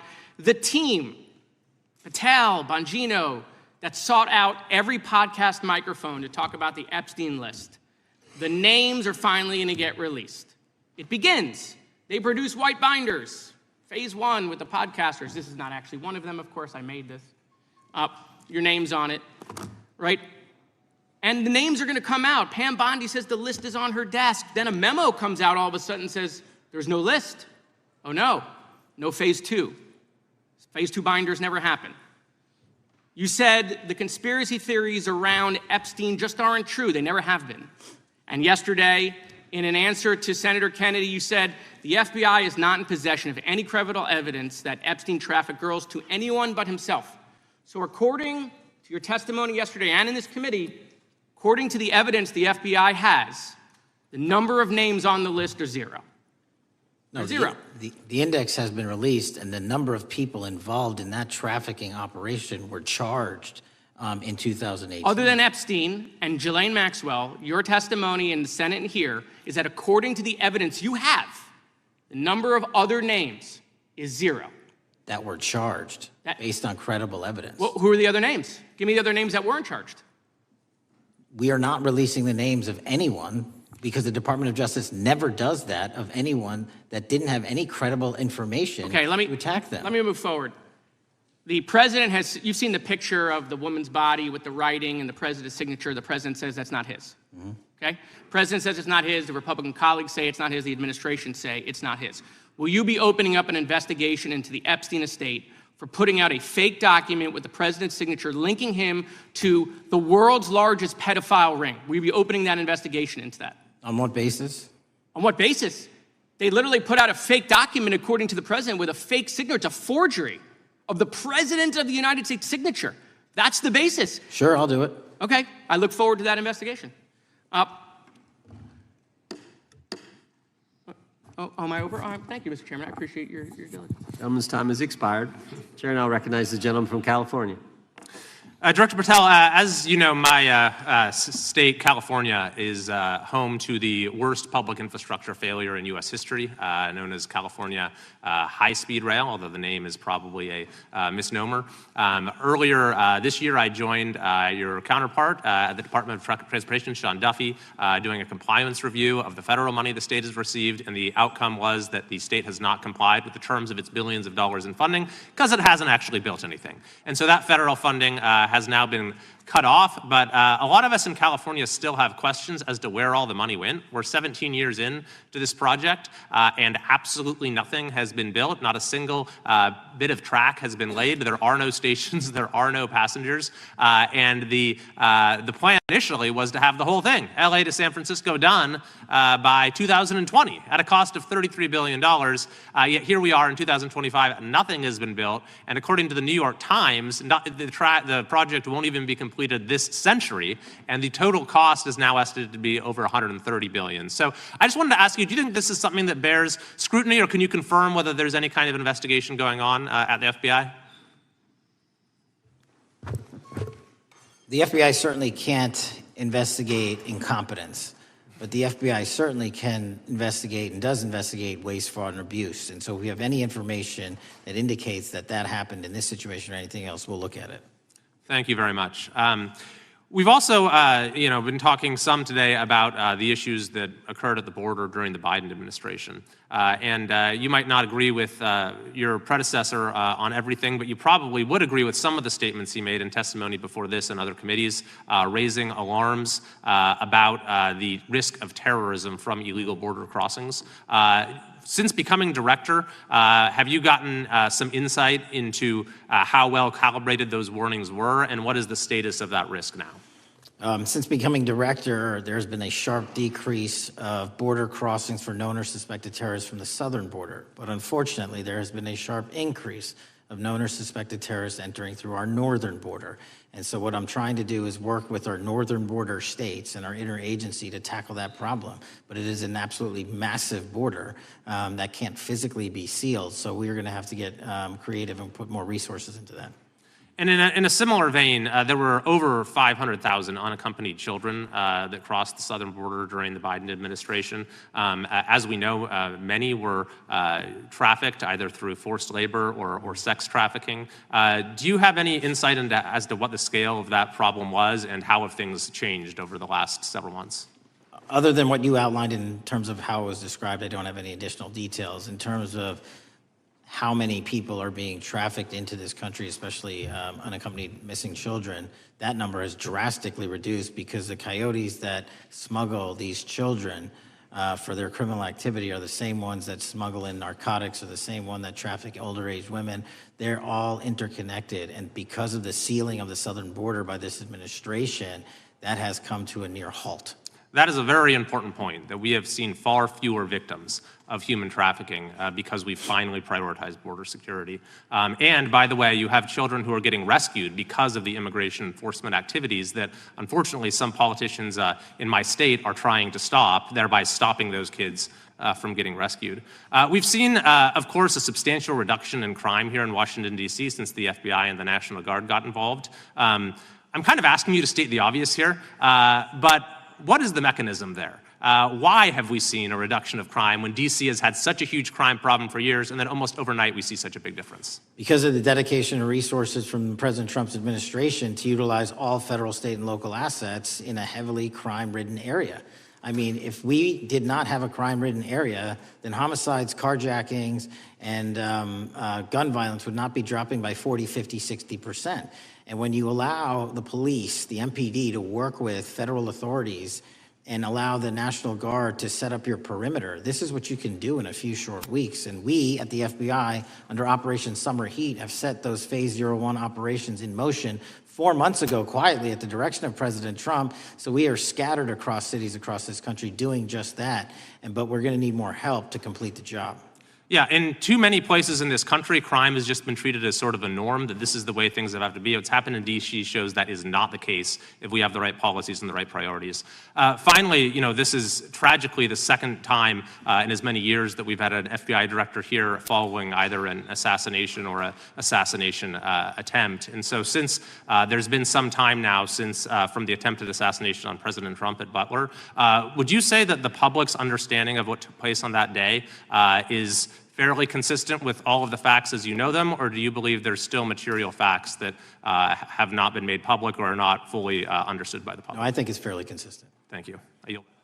Gentleman yields back. The lady from Texas is recognized. Man, oh man, there has been so much today, and I truly don't know where to start. So I'm just going to make sure that we start off with a few facts. So a couple of facts that we need to make clear for everyone is that, number one, Director Christopher Wray, when he was appointed to be the head of the FBI, was appointed by Donald Trump. Now, I will agree that I definitely take issue with a number of decisions that Donald Trump makes, especially when it comes to the people that he decides to appoint to very important positions, including this one, because I did have to make sure that I wasn't going crazy. But when I say that you are the least qualified FBI director in the history of the FBI, that is real, because you are the only one that never even served with the FBI prior to joining, yet we are supposed to believe that you are the greatest thing since sliced bread. I didn't ask you a question. Now, What I want to go false. through is to talk about why you are a failure and why, honestly, we just need to tell you bye-bye. I know that you got a little upset and you put on your show for your boss because it seems like you're trying to save your job when it came to talking to Senator Booker yesterday.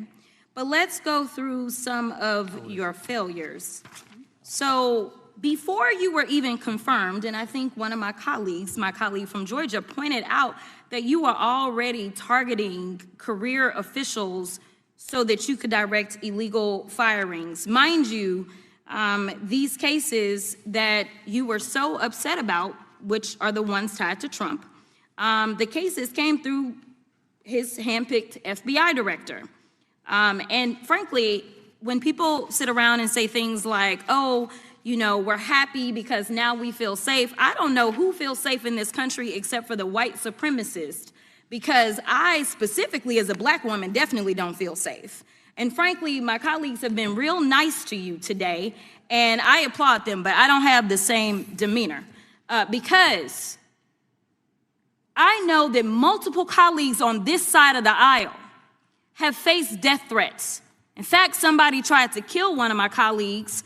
And frankly, I don't know if this FBI or under your leadership, if those people would have been caught. I don't have any confidence in you. And if we start talking about the reasons that I lack confidence, we could start with you not just wanting to acknowledge some simple facts. Simple facts like the vast majority of the threats are coming from right-wing extremism. And I know my colleagues have tried to stress this, but I decided that I would maybe do it in a different way. Number one, I have a couple of UCs. Kim Buck, one of multiple Republicans receiving death threats for voting against Jim Jordan as House Speaker. Without objection. Another one, Republican lawmaker says she received death threats after voting against Jim Jordan in Speaker's race. Without objection. In addition, there was another one from another colleague who now is leaving Congress because they said that they were calling his wife anonymously and threatening her life to the extent that she ended up sleeping with a firearm. Without objection. Okay, so here's the deal. How are we supposed to have confidence when you're sitting up here telling the Senate yesterday that it will take you 14 years before you can get the FBI fully staffed to do their jobs? You're also now redirecting resources so that they can go and play ICE agents on the streets. You're getting rid of your most qualified people, and even when it came down to somebody that you consider to be a friend, you were posted up having some fancy dinner to the extent that you posted not only once erroneously, you posted twice erroneously as it relates to catching somebody, and then you want to go and say, let me take a victory lap. Because honestly, if it wasn't for parents deciding that they were going to turn in their child, it seems like y'all wouldn't have got there, even though he literally confessed online. So I'm confused about what it is that the FBI is doing except for trying to put on a show for the apprentice or whatever you want to call him. The day after all of this took place, there was domestic terrorism that was taking place at HBCUs. They were targeted. Yet I didn't hear anything from the FBI about what was going on. And again, black people kept saying, how did we end up in this? Because the numbers are so very clear that white supremacy is a problem. And honestly, I've not heard anything out of you today that makes me believe that you're going to do anything about the white supremacy problem, the one that is leading to children being killed, children being shot, as well as members of their community as they're worshiping in their churches. The time of the gentlelady has expired. If the gentleman would like to respond to any of that. Well, I mean, I'll respond. Kash Patel, as I said when I introduced him, public defender, former prosecutor, top staffer on the House Intelligence Committee, Deputy Director of National Intelligence with the National Security Council, Chief of Staff at the Department of Defense, and FBI Director. I think that's a pretty good resume for the guy who's now running the top law enforcement agency in our country. And we've seen all the stats that he's given to the committee on how much better they're doing at getting the bad guys than the previous guy was doing. With that, I recognize the gentleman from South Carolina. Thank you, Mr. Chairman. Director Patel, I think you're witnessing some auditions clickbait auditions for the Academy Award for my Democratic colleagues. We'll see how they fare as they're on MSNBC later on today. Do you care, before I launch into my line of questioning, to respond to Ms. Crockett from Texas on that very elaborate and theatric display?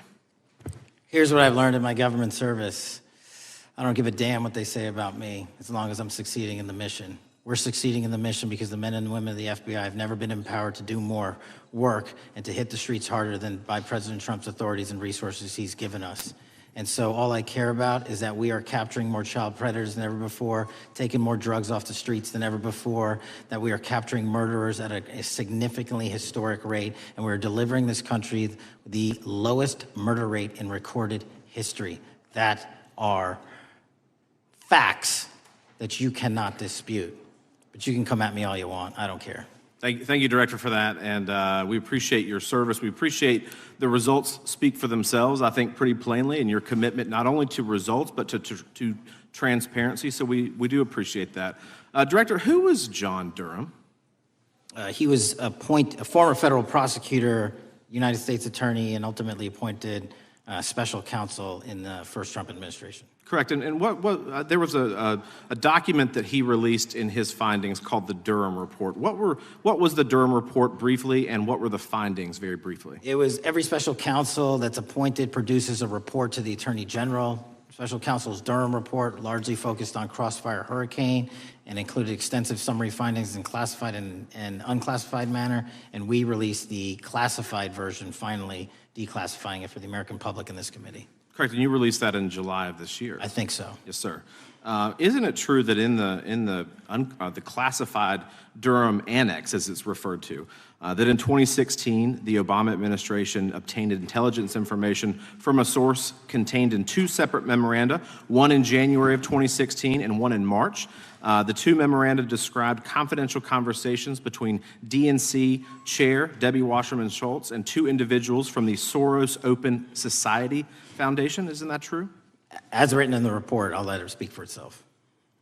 In the Durham Annex in January of 2016, the memorandum noted in part that President Barack Obama intended to scuttle the FBI's investigation into Hillary Clinton's private email server and mishandling of highly classified information during her time as Secretary of State. Isn't that found in the report? I believe so.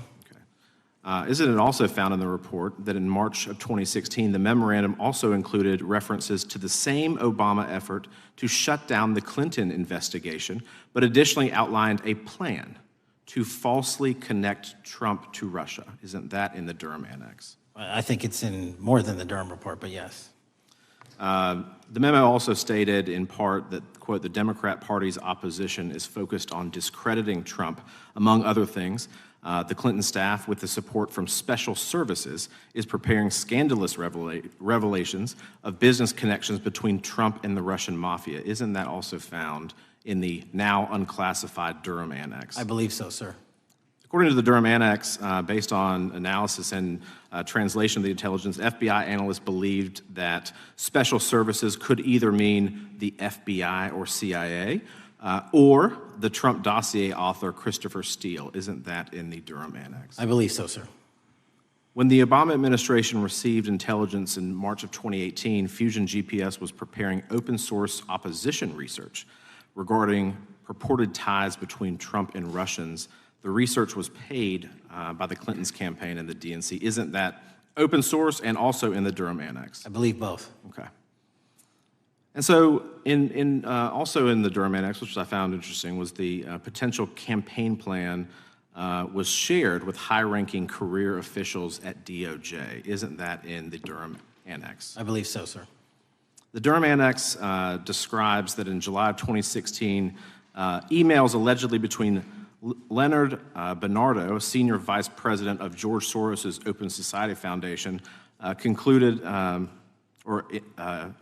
data providing specificity on the Clinton plan in an attempt to smear Donald Trump by falsely linking him to Russia. Isn't that in the Durham Report? I believe so. And so, briefly, this additional evidence that you've unclassified and released to the American public, what does that purport to show or augment about the Durham Report that you can share with the American people? Put simply, that the FBI was weaponized. Against a political campaign. Yes, sir. Thank you for that, Mr. Chairman. I yield back. Gentleman yields back. The I have UCs. gentlelady from Texas recognized for unanimous consent. Yes. First one is Russia's ghostwriter hacker group takes aim at German election. This is from Politico. Objection. The next one is Director of National Intelligence, 30 days until election 2024, which specifically states that our assessments about activities and goals of Russia, Iran, and China are unchanged from earlier election security updates, and that they were meddling. Without objection. And I've got three more. The last three are that how Russia is using artificial intelligence to interfere in elections. Moscow's attempts to interfere in U.S. and other elections are nothing new, though their tactics and strategy are constantly evolving. Without objection. The next one is Russian interference coming soon to an election near you. Russia pursues a systemic strategy of undermining elections and influencing public opinion in the West. EU and NATO countries must recognize that Moscow often acts through agents within their own borders and build resilience to such interference. And what's the source? This one is CarnegieEndowment.org. Okay, without objection. Thank you. The gentlelady from North Carolina is recognized. Thank you, Mr. Chairman. And Director Patel, I'm glad that I'm going a little out of order here because I'm going to pursue some of the things that you were just talking to Mr. Fry about and remind you about your confirmation hearing. At your confirmation hearing in January, you said under oath, and I quote, "There will be no politicization at the FBI. There will be no retributive actions taken by the FBI should I be confirmed." And in your written response to the Senate questionnaire, you said, I quote, "Personnel decisions shall be based on performance and adherence to the law. And every FBI employee will be held to the absolute same standard, and no one will be terminated for case assignments." So I want to just go through a couple scenarios with you to get a sense of whether you think these are examples of politicization of the FBI or making decisions based on the performance and adherence to the law. So, first question. Would hiring FBI agents, analysts, and supervisors from only one political party being politicization of the FBI or making personnel decisions based on performance and adherence to the law? We don't ask FBI people, applicants, where their political parties are. Mr. Patel, do you ask FBI applicants who they voted for? The FBI does not. Are you aware that in the lawsuit that Mr. Driscoll filed against you and the FBI, he was asked who he voted for? Since that lawsuit has been filed, that's ongoing litigation, I'm not able to comment. Well, but it also means that you just said that what happened in his situation didn't happen. So we will go on to the next question. Let me ask you an even easier one. Does firing agents for working on the cases that they were assigned to and that the president didn't like, is that politicization of the FBI or making personnel decisions based on performance and adherence to the law? The FBI doesn't terminate anyone based on case assignments alone. Has the FBI ever been sued by somebody who felt that they were terminated based on case assignments? In the entire history of the FBI, I'm sure they have. No, since your tenure. I'm sure there's ongoing litigation. Yes. In fact, there is ongoing litigation. And in fact, people have been asked who they voted for.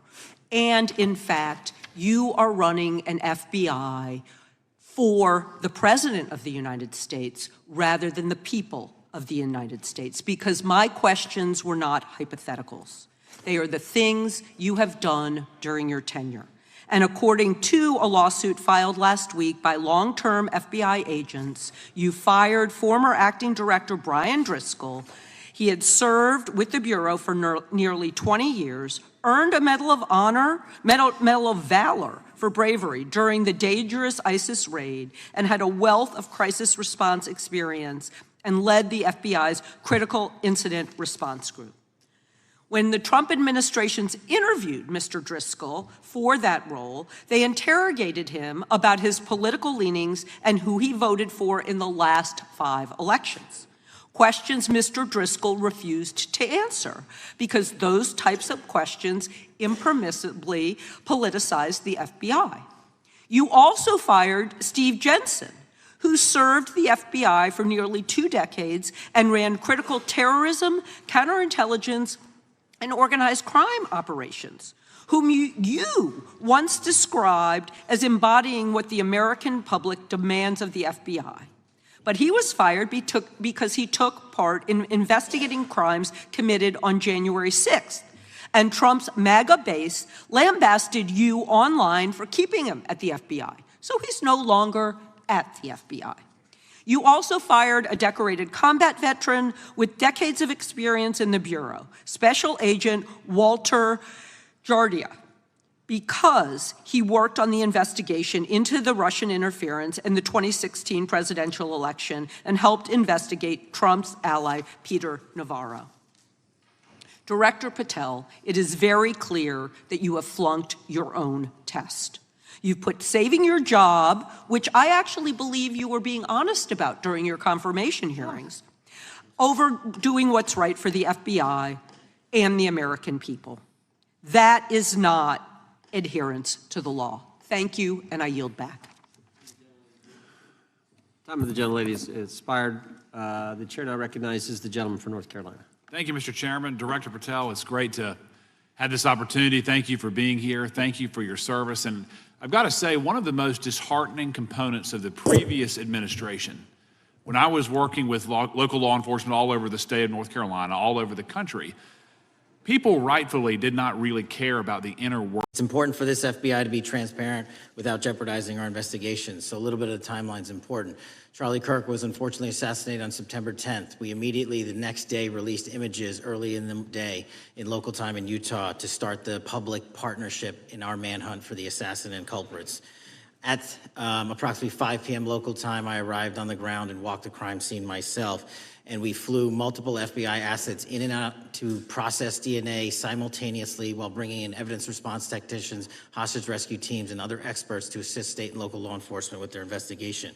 At 8 p.m. local on September 11th, the FBI collected and populated and promulgated at a press conference a video of the suspect on the grounds. We also released enhanced images. Due to that release that I directed and ordered, the suspect involved was apprehended and in custody at 10 p.m. local time. That's less than 2 hours after we did the video release and the photo release. So within 33 hours, that individual suspect was in custody, and his family, who has since been interrogated, specifically stated to FBI interrogators that because of the video that the FBI released at my direction and because of the photographs that they released, they identified their son, they confronted their son when he swung by their home, and that's what led to his apprehension. We are still, the FBI has that investigation ongoing, and it continues to be ongoing, and I want to thank the state of Utah and the state and local authorities there. And I also want to thank the Attorney General and President Trump for directing resources to allow us to conduct that investigation as we have. Under this administration, the FBI has arrested more than 23,000 violent criminals. 23,000 in 7 months. That's twice as many year to date last year. We've taken over 6,000 firearms off the streets. 6,000 guns are no longer in the hands of criminals in 7 months. We've identified and found and located 4,700 child victims. That is a 35% increase year to date last year. We have arrested 1,500 child predators. That is a 10% increase year to date last year in just 7 months. We've assisted our partners with countless counterterrorism operations around the world. We've captured, at the FBI, 4 of the most top 10 wanted fugitives in the world in 7 months. To put that in perspective, that's as many as my predecessor nabbed in the entirety of the Biden administration. We got 4, we got more coming. On top of that, in 2 weeks, thanks to the help of the CIA, we collected and captured one of the individuals responsible for the horrific Abbey Gate bombing that led to the murder of 13 service members. We did that in 2 weeks. They didn't do it in the 4 years of the entire prior administration. Nationwide, we've been executing our Operation Summer Heat, the FBI's national focus on targeting violent crime based on intelligence-driven operations. Ask the citizens of Seattle, Miami, Memphis, Charlotte, Chicago, New Orleans, to specifically highlight New Orleans and Nashville. There has been a 250% increase in violent crime arrests in those cities alone, and other mid-major cities that I've just listed. In just a few short months, we have already unleashed 1,000 FBI personnel across this country. Every single state across this country is getting a plus up. This is a fiction that the FBI is short or that we are compromising the men and women in the field. They do not need to be in Washington, D.C., so we're sending them into the field to each and every one of your states. Because of that, crime is at an all-time low. We had to do it because of the explosion of crime. And maybe the most important stat for Americans to realize: in just 7 months, we are on track to produce the lowest murder rate in modern U.S. history by double digits. Those are results not of mine. Those are results of the men and women of the FBI. If you want to criticize me, bring it on, but do not attack the brave leaders in the field. We are also working 24/7, 365 on the opioid epidemic that is killing more than hundreds of thousands of people a year. We have seized 1,600 kilograms of fentanyl off the streets so far in 7 months. Year-to-date, 25% increase. To put that in perspective, that's enough to kill a third of the American population, 120 million Americans. 100,000 kilograms of cocaine and meth gone off the streets.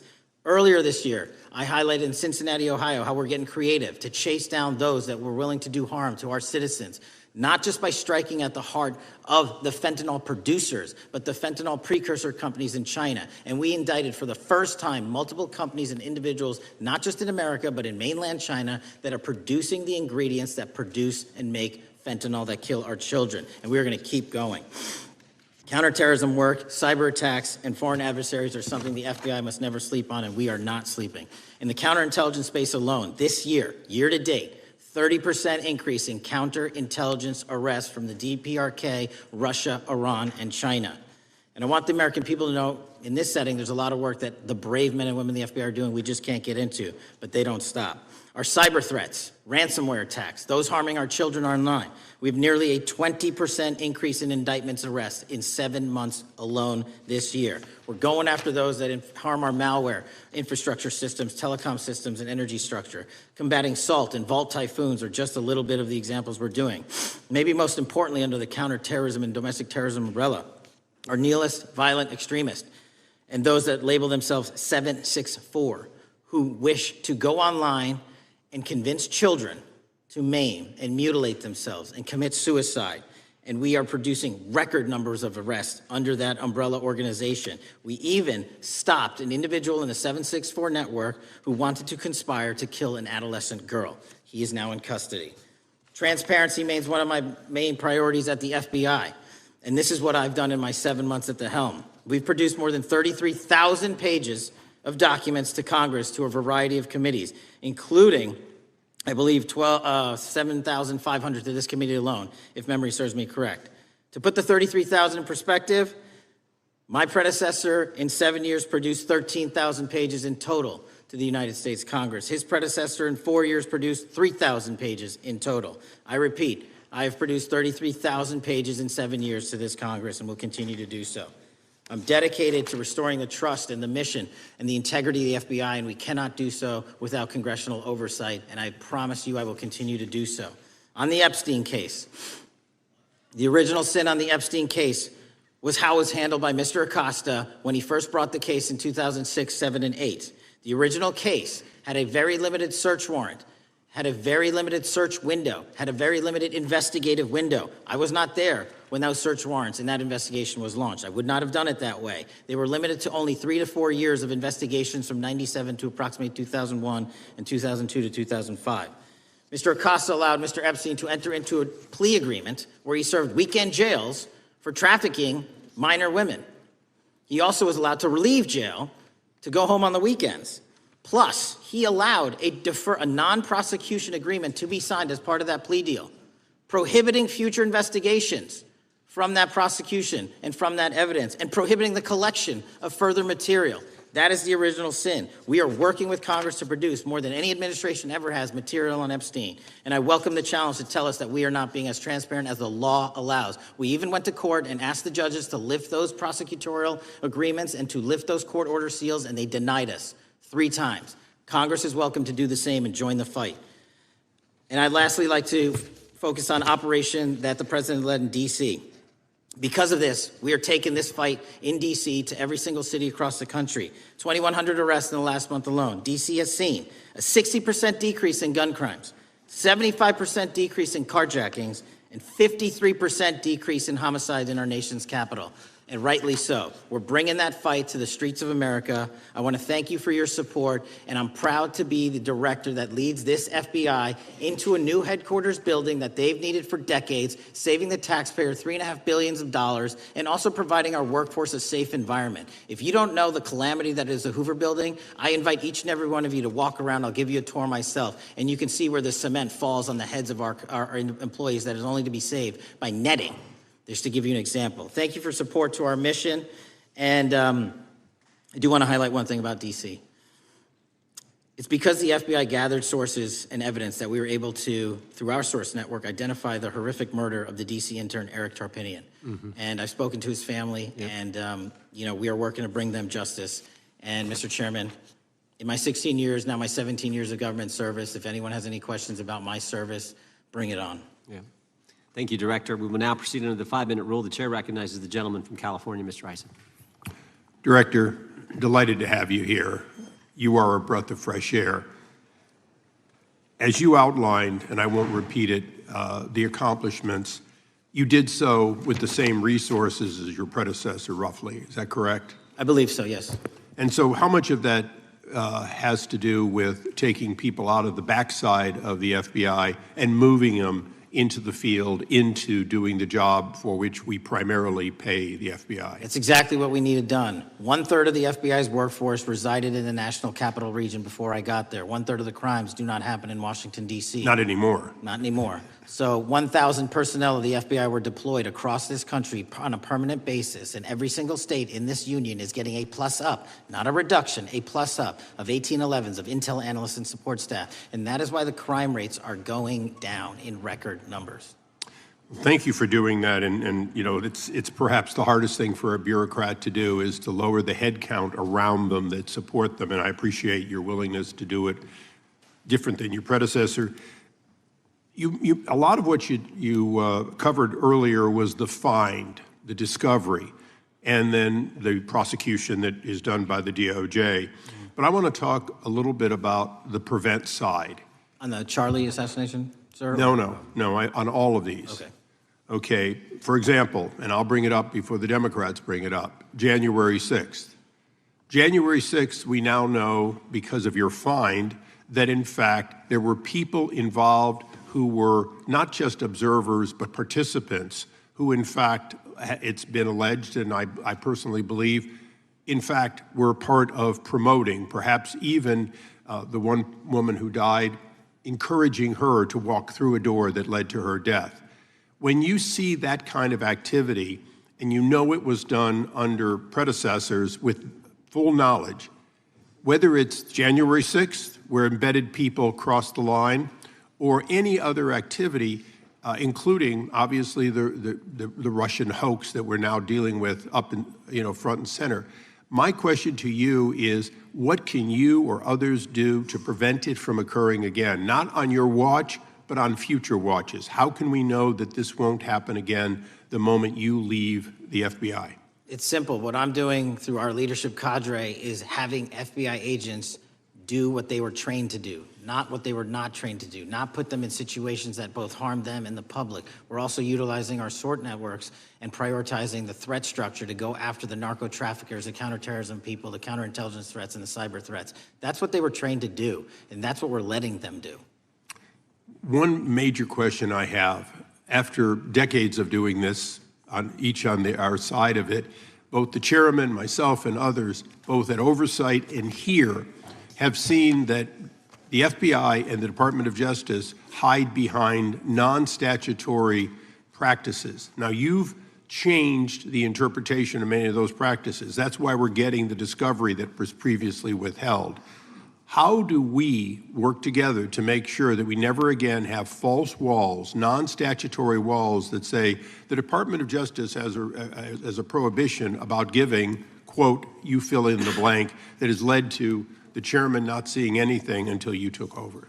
I'm wedded to aggressive constitutional oversight. Having been a House congressional staffer, I know that is an important part of securing our democracy. And the way we make it an everlasting, enduring process is by showing the American people the results of what we are doing and the important work of this committee and putting it out to them so they can see government waste, fraud, and abuse. And then they can demand from our constituents and our electors that they want this process to continue. Last major question here. Some things are so sensitive that we both would agree they cannot be made public. Will you commit to this committee when it is too sensitive to disclose that you would at least make it available for in-camera review by the chairman and ranking members or others designated? I have done that and I will continue to do that. Well, thank you, Mr. Chairman. This is a breath of fresh air. This is the beginning of what we need. But my questions today for the director are ones in which I believe that we do need to codify by agreement or by statute if necessary, the kind of openness and transparency that we're seeing from this administration, the kind of discovery that's allowing us to do our oversight properly. And I would hope that that be the follow-up to this, obviously along with the Attorney General. And I yield back my 4 seconds. Thank you. The gentleman yields back. The gentleman from New York is recognized. Thank you, Mr. Chairman. Welcome, Director Patel.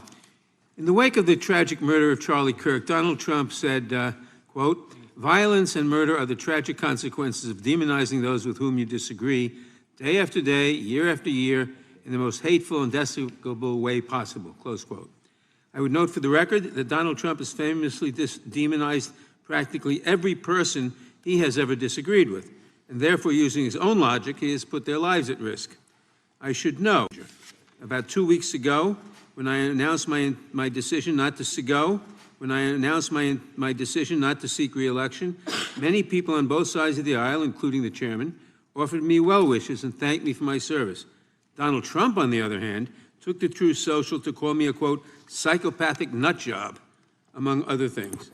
Yesterday, I received a threatening note filled with anti-Semitic comments and hateful attacks that mimicked some of the same language used by the president. I am sure many of us on this committee face similar threats every day.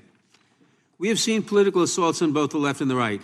The attack on Charlie Kirk, the attempted assassination of the president, the murder of the Democratic Speaker of the Minnesota House, the assault on Paul Pelosi, and the attack on the Capitol on January 6th, for example. Director Patel, do you agree that there is political violence from both the left and the right? There is too much political violence. Do you agree, yes or no, that there's violence? There is too much political violence based on ideologies from either side. From either side, okay. Are you aware of the study by the Cato Institute, a well-known conservative group, that found that 69% of the violence is from the right? I'm not familiar with that study. You're not familiar, okay. I would commend it to you. Are you aware the administration has threatened to use violence as an excuse to crack down on liberty and freedom of speech? Say that again, I'm sorry? Are you aware the administration has threatened to use violence as an excuse to crack down on liberty and freedom of speech? Nobody at the FBI is doing that. I didn't ask you about the FBI, I said the administration. I speak for the FBI.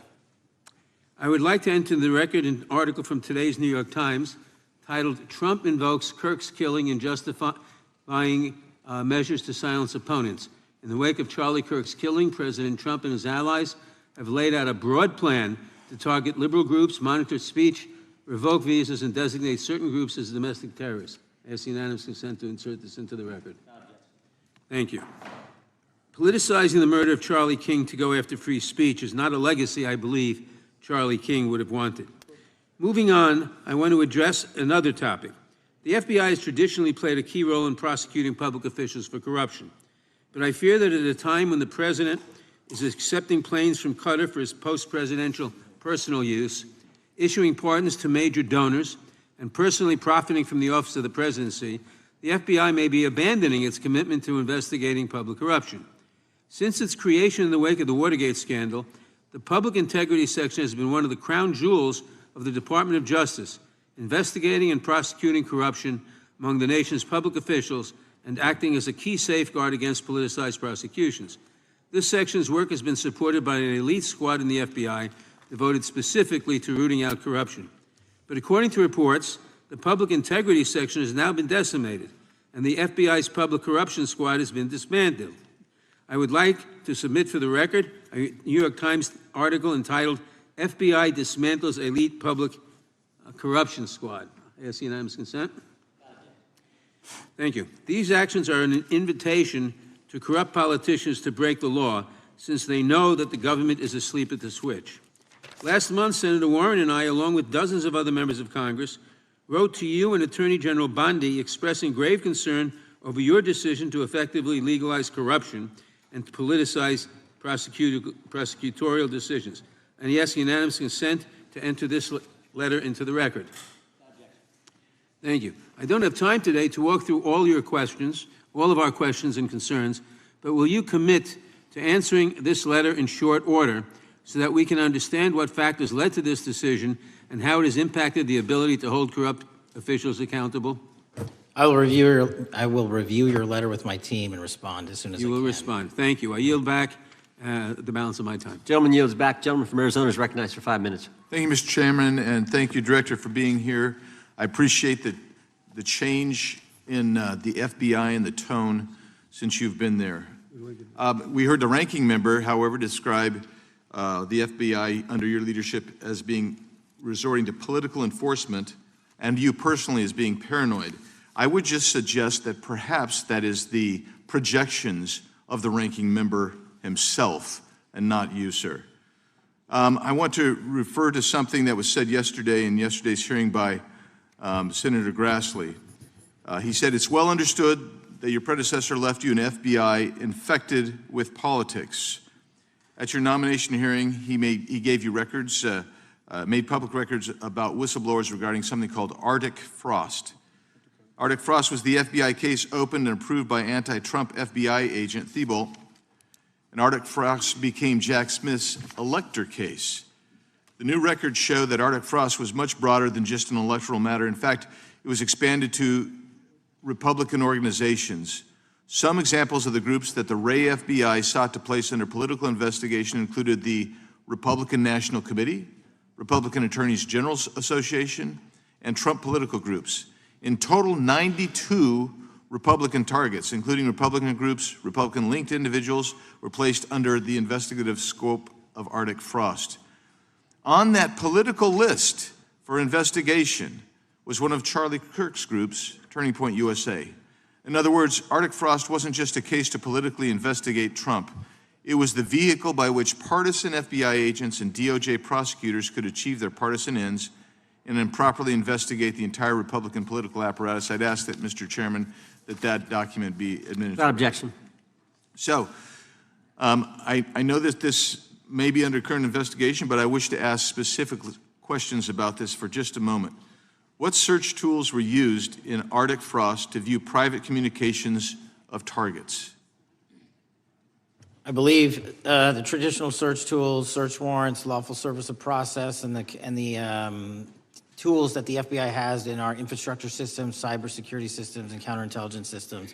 But generally speaking, if I may, I want to use this to highlight the fact that I'm continuing my promise to work with Congress to produce documents simultaneously and also conduct ongoing investigations. I'm giving you as much as I can, and I'll give you more when I can.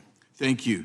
Another question regarding that is, were there any directives from the Biden White House concerning the Arctic Frost investigation? Were there any directives or communications from the Biden White House itself concerning the Arctic Frost investigation? I'll just rely on what was turned over to date, sir. Okay. So I want to add here, the search warrants that were used included the seizing of a U.S. member of Congress, his phone. I think we all know who that was and how that was taken away and used for political purposes, Mr. Chairman, Mr. Director. So we'll leave that for a second, and let's go over to the Charlie Kirk case for just a second. Let's emphasize this.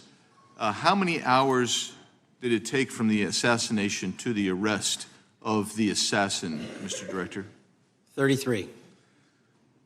That seems pretty swift, and it was because of the actual release of videos and photographs that you directed to be released, sir. That's correct, and to put it in perspective, the Boston bomber took 5 days and Luigi Mangione took 5 days. Was the platform Discord forthright from the start with law enforcement about the shooter's communications on its platform? Discord, the platform ownership, has been working with our lawful process, and we are obtaining materials from them on a rolling basis. Thank you. And I want to get back here to Article Frost for just a second, Mr. Chairman. I'd like the unclassified document from the FBI released to be admitted to the record. Without objection. And a document from the Economic Times also to be admitted to the record. Without objection. So I'm going to give you the last 30 seconds. We could go on about the Epstein case. I've got a bunch about that, but I'm just going to let you, if you wish to respond to either of the two vitriolic questioning or statement from the Democrats. The work of the FBI speaks for itself. It's on showcase here today. Anyone that wants to attack the FBI can attack me, but leave our leadership structure alone. When you have 23,000 violent felons arrested, twice as many as this time last year, the work speaks for itself. Thank you, Mr. Chairman, and thank you. Appreciate your good work, Director Patel. Yield back. Gentleman yields back. Gentleman from Maryland is recognized. Thank you kindly, Mr. Chairman. Director Patel, before you joined the FBI, you railed against it for covering up Jeffrey Epstein's human trafficking ring. Let me refresh your memory with this clip. It has Epstein's list. They're sitting on it. That doesn't seem like something you should do. You're protecting the world's foremost predator. That seems like an evil thing to do, regardless of who may be embarrassed in the release of that list. Why is the FBI protecting the greatest pederast, the largest scale pederast in human history? Simple, because of who's on that list. So you finished that December 2023 interview with a challenge to the FBI and harsh words for Republicans in Congress for not getting the Epstein files out to the public. You can see this clip. Boy pants, and let us know who the pedophiles are. Put on your big boy pants and let us know who the pedophiles are, you said. You emphasized that the president and the FBI director each had complete authority to release Epstein's client list. You said Epstein's black book is under the, quote, direct control of the director of the FBI. Look at this clip. This is way off the topic, but who has Jeffrey Epstein's black book? Black book. FBI. But who? That is, I mean, there's... Oh, that's under direct control of the director of the FBI. All right, so you were sworn in as director more than 200 days ago. Now the black book is under your direct control. So why haven't you released the names of Epstein's co-conspirators in the rape and sex trafficking of young women and girls? The Rolodex, which is what everybody colloquially refers to as the black book, has been released. Oh, no, you're talking about what the journalist got 5 years ago? No, that's not what we're talking about. We're talking about what you were talking about there, That's the black exactly book what I under was the direct control of the FBI director. We have released more material than anyone else before. The Biden administration, Obama administration had the exact opportunities to release this material, and they never did. And if you are telling the men and women of the FBI, Why we're not have you going after changed your child position? predators. Hang on, you said we're not going after child predators. 1,500 child predators arrested this year, 35% increase, I'll reclaim my time. 4,700 child victims Mr. Chairman, I'm going to found. reclaim my time if you could instruct the witness. Why have you changed your position? There you were saying it's under the direct control of the FBI director and all of it should be released. Why have you changed your Everything position? that has been lawfully permitted to be released has been released. And as I told you, the investigation was limited. And let me make something crystal clear. I never said Jeffrey Epstein didn't traffic other people, other women, and they're not other victims. This is the investigation we were given from 2006, 7, and 8, and the search warrants from 2006, 7, and 8. That's what we're working with. Well, wait, have you released all of the stuff that the FBI has seized from Epstein's house, the computers, the emails, the file cabinets, the documents? What about the financial records? Have you released all of that? Everything the court has allowed us to release. Which court are you talking about? 3 separate federal courts have come in and said. We're talking about the evidence you've got. It's got nothing to do with what those courts have. Do you have any idea how the law works? Do you want me to break the law in a federal judge's order? No, I want you to follow your own word, Director Patel. You said up there it was under the direct control of the FBI director. He had the black book. Everything I have direct control over, we have gone to court. You haven't. Complete your sentence. Everything you have direct control over, you said. Have gone to court, and everything we have direct control over. Complete your sentence. You said everything. Release. We're releasing. He'd like to complete his answer. You began the sentence, everything you have direct control over, and then you stopped that sentence. You've released everything that you have direct control over? And I have direct control over and can lawfully release. If you're not familiar with the court orders, that's not my fault. Oh, I'm perfectly, look at them. I'm perfectly familiar with them. But how did we prosecute Ghislaine Maxwell? She was prosecuted with the investigatory material that was collected from 2001 and 2005 because of the non-prosecution agreements and the court orders on the investigations and search warrants. We were not able to develop new information. And oh, by the way, Jeffrey Epstein was out for 12 years, and the Obama and Biden administration did nothing to look at his work, his pedophile network. If you want to blame me, that's fine. But now you're blaming the men and women who conducted this great search. I'm not blaming anybody other than you. You're not keeping your word. You said that you would release all of the materials under your direct control. Has anyone released more information on Epstein than I have? Has anyone? Much more. Did Comey? Did Wray? Much more. Did they? Excuse me. Much more has come out in the days since the American people in Congress have been demanding it. But it's coming out in dribs and drabs. Why don't you just release the entire file as you promised to do? I literally just told you, there are multiple federal court orders. I'm not going to break the law to satisfy your curiosity. You didn't join us when we filed court to release the court orders. You could have. You have lawyers. You could have shown up. You didn't do that. That's a tiny fraction of the material we're talking about. That is not. It is a tiny fraction. How do you know that? Have you seen everything? It's all misdirection. How do you know The time that? of the gentleman has expired. The gentleman from California is recognized. Well, thank you. Mr. Director, just to be clear, how many of the Epstein files were released in the 4 years of the Biden administration? 0. And how many have you released? I don't have the number, but it's got to be thousands of pages of stuff. I was going to ask you to begin whether Americans are safer today than they were 9 months ago, but you cited dramatic increases in criminal arrests since you've taken office, a dramatic decrease in crime that's resulted. Who would have thought that taking criminals off the streets would reduce the crime rate? But somehow we have stumbled upon that new truth.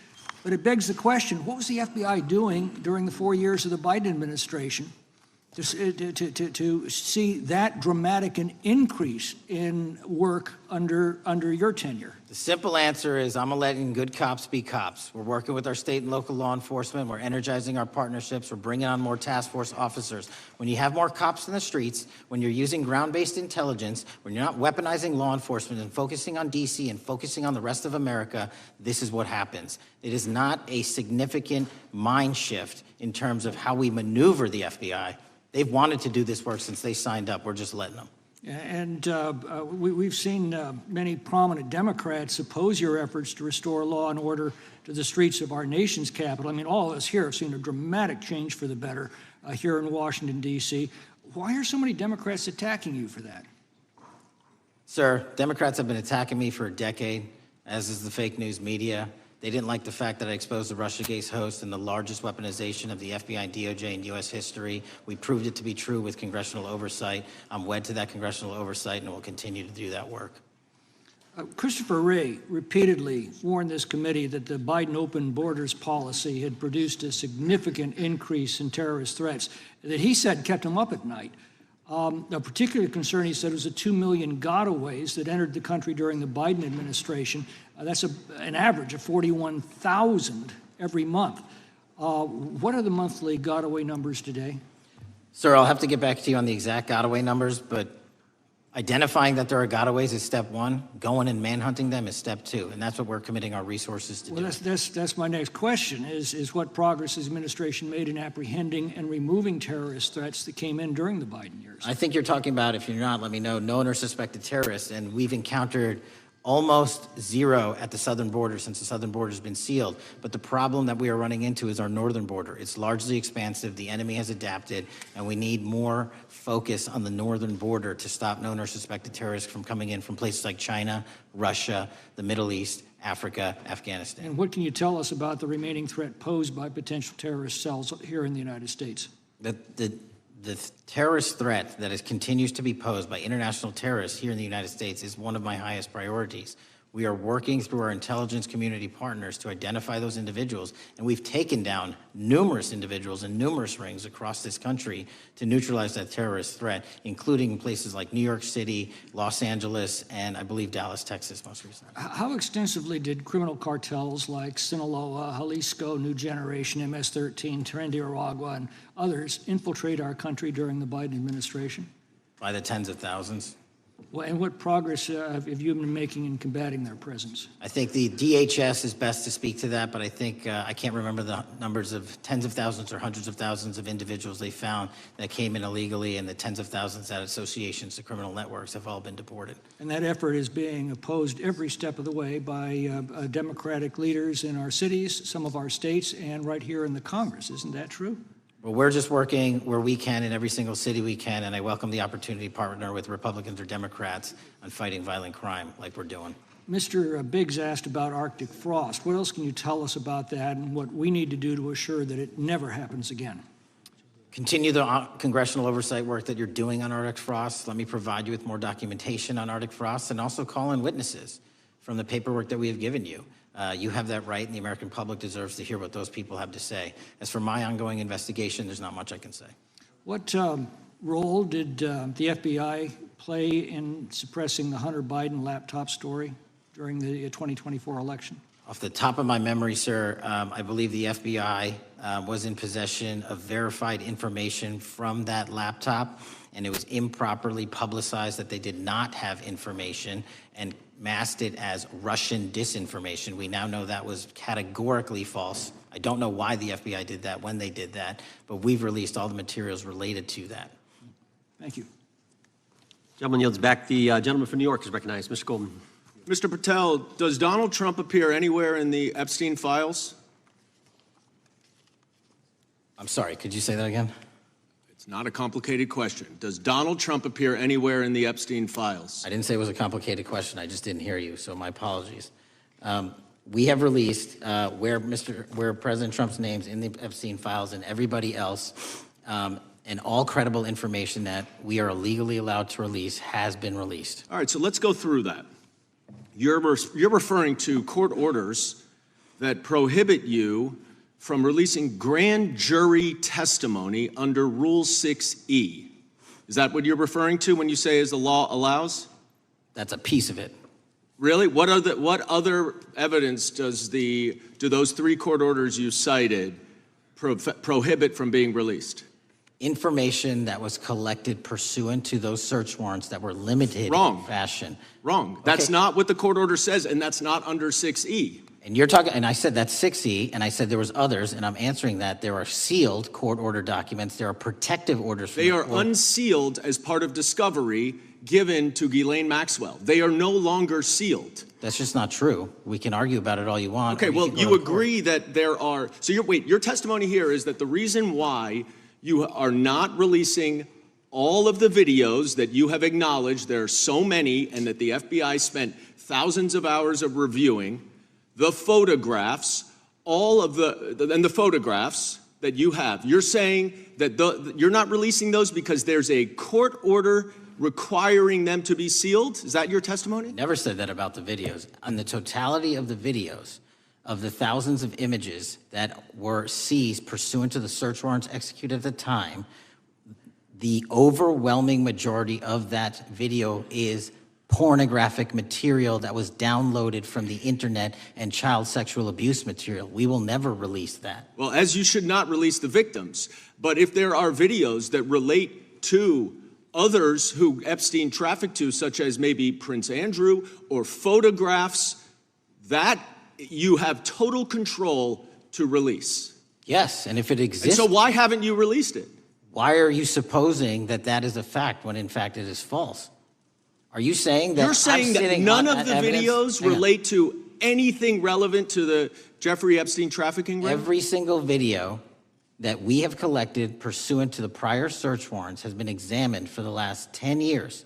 And every single video has been utilized for whatever prosecutions were able to be legally brought. I'm not asking about prosecutions. I'm asking about why you aren't releasing the full Epstein files, including the names of people who were involved in the sex ring that you promised to do before you became FBI director. I just told you, I'm not going to release downloaded porn of I'm children not asking on the about internet. that. Fine. I'm asking about all the other files. What other videos? Tell me.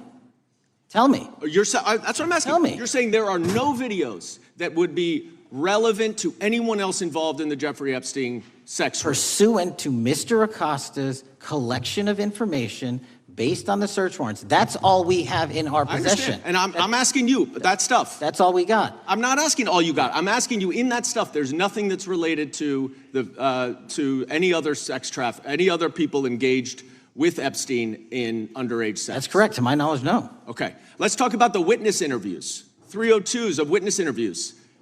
Those are not subject to the court order. Those are not subject to any fictional sealed order for a search warrant. Why aren't you releasing those with the redacted names of the victims?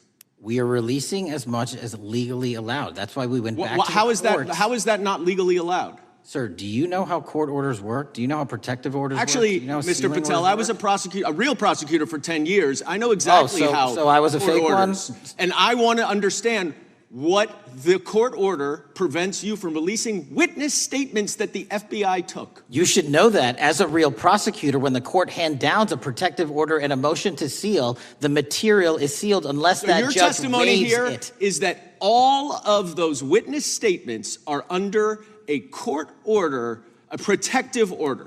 We are providing everything we can legally provide. No, that's not my Congress has question. sent us a My subpoena. question is, why are those witness statements that are not grand jury testimony, that if they were under a protective order are no longer under a protective order, why are they not being released? How are they not under a protective Why order? are you not going to the court like you did for the grand jury testimony to unseal those records? The DOJ did go to the court. No, not on those records. Why aren't you going? You just went on grand jury. Time of the gentleman has expired.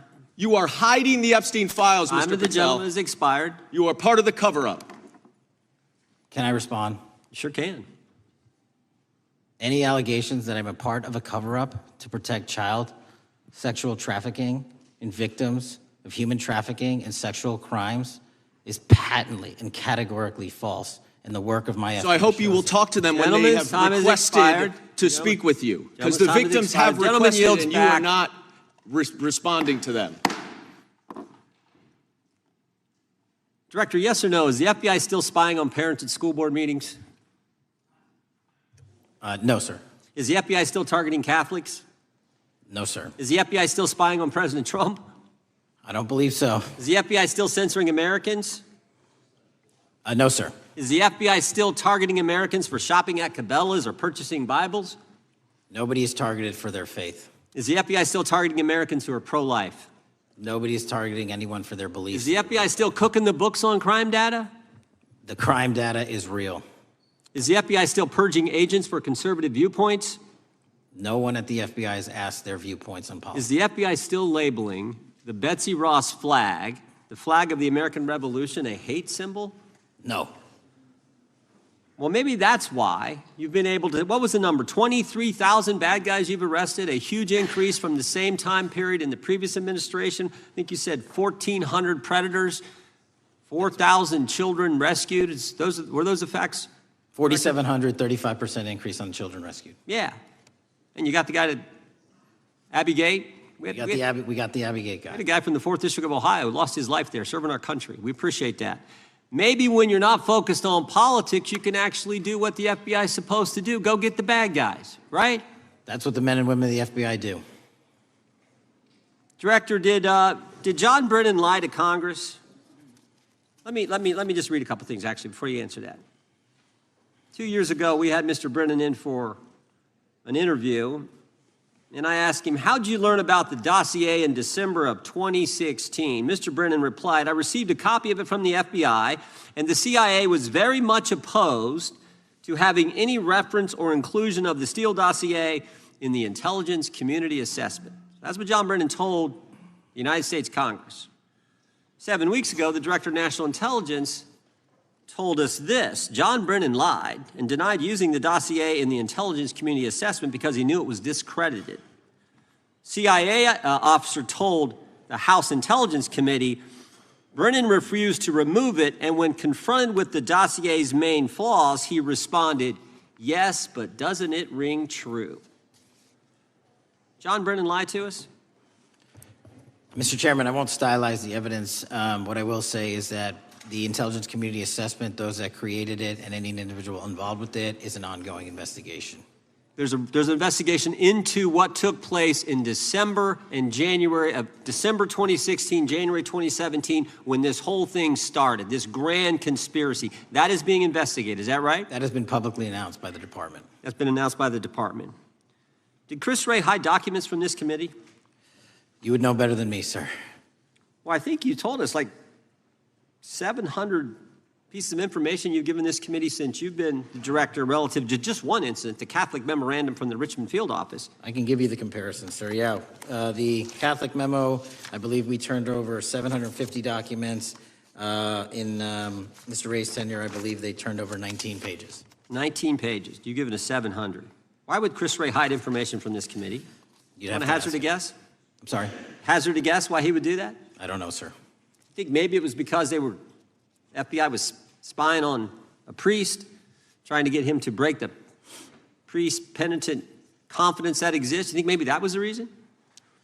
You'd have to ask him, sir. Yeah, we'd love to do that. I want to read a few names here. Arctic Haze, Tropic Vortex, Riding Hood, Foggy Falls, Echoes Fate, Sirens Lure, Genetic Christmas. What are these code names about, Director? You know? Not off the top of my head. Well, Arctic Haze, Tropic Vortex. My understanding, these are code names for leak investigations of classified information from the year 2017. Does that ring a bell? In terms of leak investigations, many of those are classified and many of those are ongoing, Mr. Chairman. But we are working with you to produce documents as we close those investigations or as we declassify them. Let me ask you this question, because this is something I've wondered about, the way the FBI used to work. Wade, this whole thing so many of these things unfolded. Seems to me you had all these people in government leaking information that then gets reported in the press, and there's a story written about it, and then that article is then used to further the investigation and move forward with what they want to do.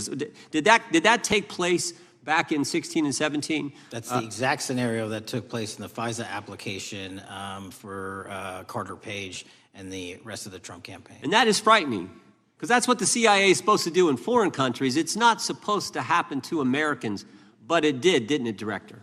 Yes. And not just any Americans, it happened with the President of the United States. Is that accurate?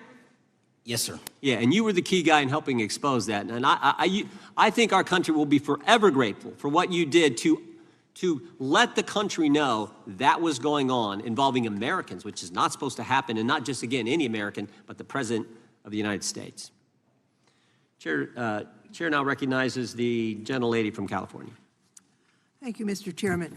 I'm concerned by reports that FBI agents have been diverted from their important work on crime and anti-terrorism to work on matters that are not critical to our safety. I'd like to play the video, the whole video. Jeffrey clip. Epstein's BlackBook? BlackBook. FBI. But who? That is, I mean, there's... Oh, that's under direct control of the director of the FBI. But the Black Book, it's not just sitting, I mean, that's Hoover power times 10. And to me, that's a thing I think President Trump should run on. On day one, roll out the Black Book.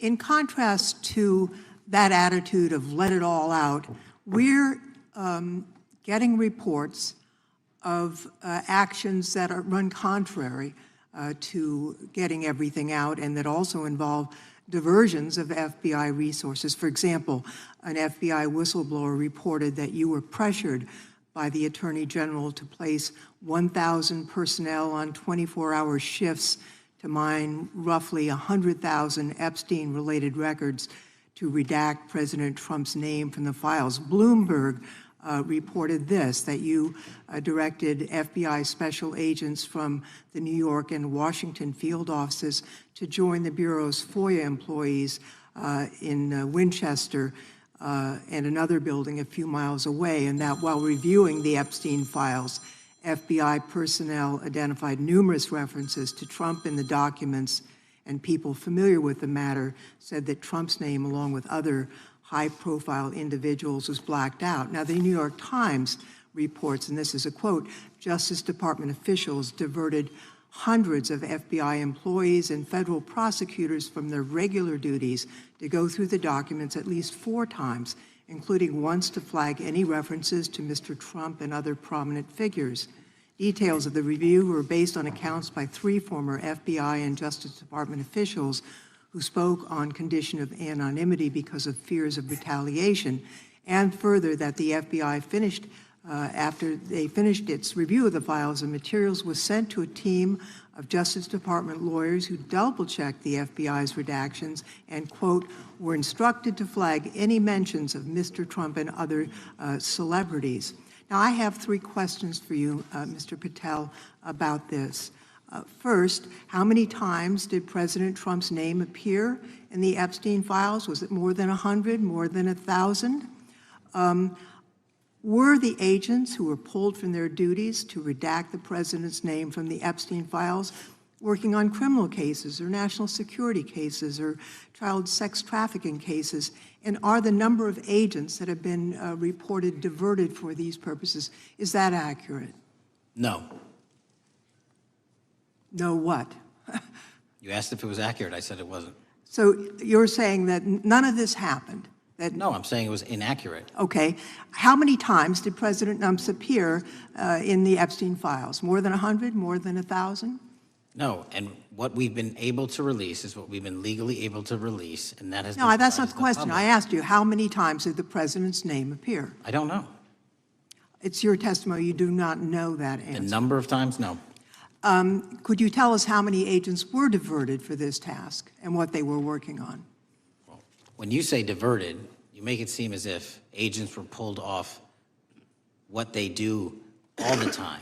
Agents at the FBI masterfully do double duty and triple duty. And because of the public's interest in this case, we flexed resources to make sure that we could answer the public's signal demand. So do you want us to look through the material and provide it to you, or you do not want us to do that? So it's your testimony that no one was diverted from a criminal matter, that this was a top priority to go through these this material to look for Mr. Trump's name. Is that your testimony? That's the highest priority for the FBI? What's one of the most impressive things about the FBI leadership and the careers that are in place is that they make the decisions on who to send where on priorities and make sure the mission needs are not hurt. And that's what happened here. It's shocking to me that the FBI would think that erasing Mr. Trump's name from the Epstein files is a high priority when we have crime, we have national security threats, we have terrorism threats, we have murders such as that occurred, unfortunately, with Mr. Kirk. It's shocking to hear that that's your highest priority. And with that, Mr. Chairman, I That's yield literally back. not what I said. Gentleman yields back. Gentleman from Wisconsin is recognized. Director, is President Trump implicated in any wrongdoing related to Jeffrey Epstein? Based on the entirety of the evidence that we have, absolutely not.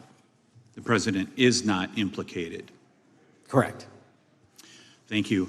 I want to talk a little bit about China's malign influence here in America. And, we've seen spy balloons traverse the United States. We've seen police stations in communities around America. And sitting in the chair you're in just 2 years ago, there was a sheriff from Cochise County, Arizona, Mark Daniels, that was here, who said that the exponential increase in the amount of fentanyl that is coming into America is directly related to the open borders policies of the previous administration. Do you agree with Sheriff Daniels' characterization? In large part, yes. So since you've been director, has there been a reduction with, I mean, we've talked about how the border is largely secure now, right? The southern border, yes, sir. The southern border is largely secure. Has there been a concomitant reduction or a reduction in the amount of fentanyl that is coming into America? There has been a massive reduction to the tune of, we've seized more than 25% year-to-date this year than the prior year, and that's enough fentanyl to kill 120 million Americans. Does China play a role in this fentanyl that's coming to America? As I stated in my opening, sir, what they do and the companies in China, mainland China, do is produce the precursors and the cutting agents that they ship overseas through various countries into the Mexican drug cartels who produce it. So they basically are the cooks in terms of the ingredients. Tell us, what is the FBI doing to stop China from delivering death to America? So for the first time in a decade, I actually reached out to my counterpart at the Ministry of Public Security. No one at the FBI had done so. To engage. Ministry of Security, where's that? In mainland China. In mainland China, okay, thank you. To engage in a conversation to say, hey, can we have a certain number of these precursor chemicals listed in China so that they become illegal and illegal to trade. We're also working with our counterparts in places like India and Guatemala because the transshipment routes of the precursors, the Mexican drug cartels have gotten creative, and instead of coming directly to America, are going into these countries. And we've had massive success in India and Guatemala, and in those governments' great partnerships in shutting down the ability to ship the precursors into those countries, which are ultimately destined to America. So those people that are working with security agencies have been working with you, is that accurate? Yes, sir. So I want to turn to a couple cases that are at the University of Michigan, where Chinese nationals, on behalf of the Chinese government, smuggled in illicit biological materials, stuff that can harm our agricultural industry. What actions are you taking as we see repeated stories of Chinese nationals doing this in the United States? So just that, sir. In this calendar year alone, as I was mentioning, our counterintelligence operations and cases brought against the Chinese are up by, I think, something like 40%. And specifically, the cases in Michigan show two threat streams, not just against our agricultural industry, which is a threat to national security, but they were also bringing in chemical agents and mushrooms, I'm not the exact expert, that would have ultimately hurt our population. We arrested and charged all of those individuals, and we are aggressively going after them in every single state because they weren't doing it in Michigan alone. Should research universities across the United States be doing a thorough job of vetting Chinese nationals that are coming to their universities? They should.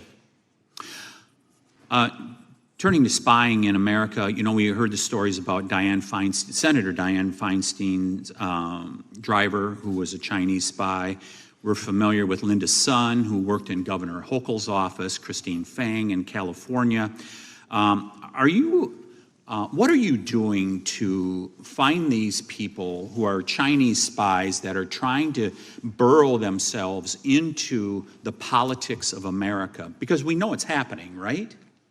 Yes, it is. And what our counterintelligence unit is doing is aggressively seeking the intelligence into where these individuals are working. Then we are utilizing our operational authorities to go in and investigate them either through our human source networks and collecting information through lawful process, online, search warrants, and data so that we can bring proper arrest charges and publicize to the world what they're doing here. And just because we've caught a few doesn't mean we've caught everybody. We've got a lot more to go. I get one more quick question in. The FBI arrested a judge in Wisconsin, Hannah Dugan, for interfering with a federal law enforcement operation. Could you tell us a little bit about that? And is a judge above the law here in the United States of America? Well, no one is, and that case is ongoing. But as you stated, and these allegations that there was an interference in a lawfully executed federal law enforcement priority that was interfered with. I yield back, Mr. Chair. Gentleman yields back. The gentleman from Tennessee is recognized. Thank you, Mr. Chair. Director Patel, I believe you had primary importance in starting Operation Viper in Memphis. Is that correct? Yes, sir.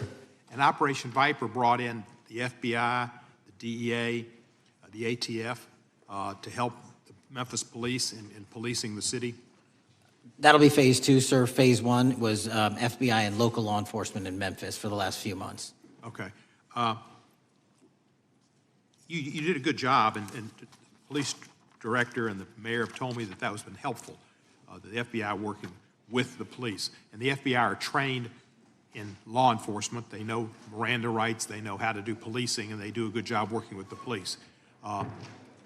Do you think that the National Guard is necessary to do the work that the FBI is doing now?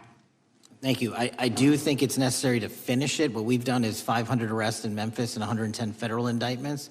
But what we need to do is we've only secured a piece of where the criminal conduct is occurring in Memphis, and we can't work inside perimeters that are not established and safe, and we don't have the manpower to give us the space to fully go into the areas where the criminal activity remains. Well, are you suggesting that the National Guard is going to go into the more heavily crime areas? They're going to establish, like they did in Washington, D.C., perimeters where local law enforcement and the FBI, DEA, ATF, and U.S. Marshals can go into.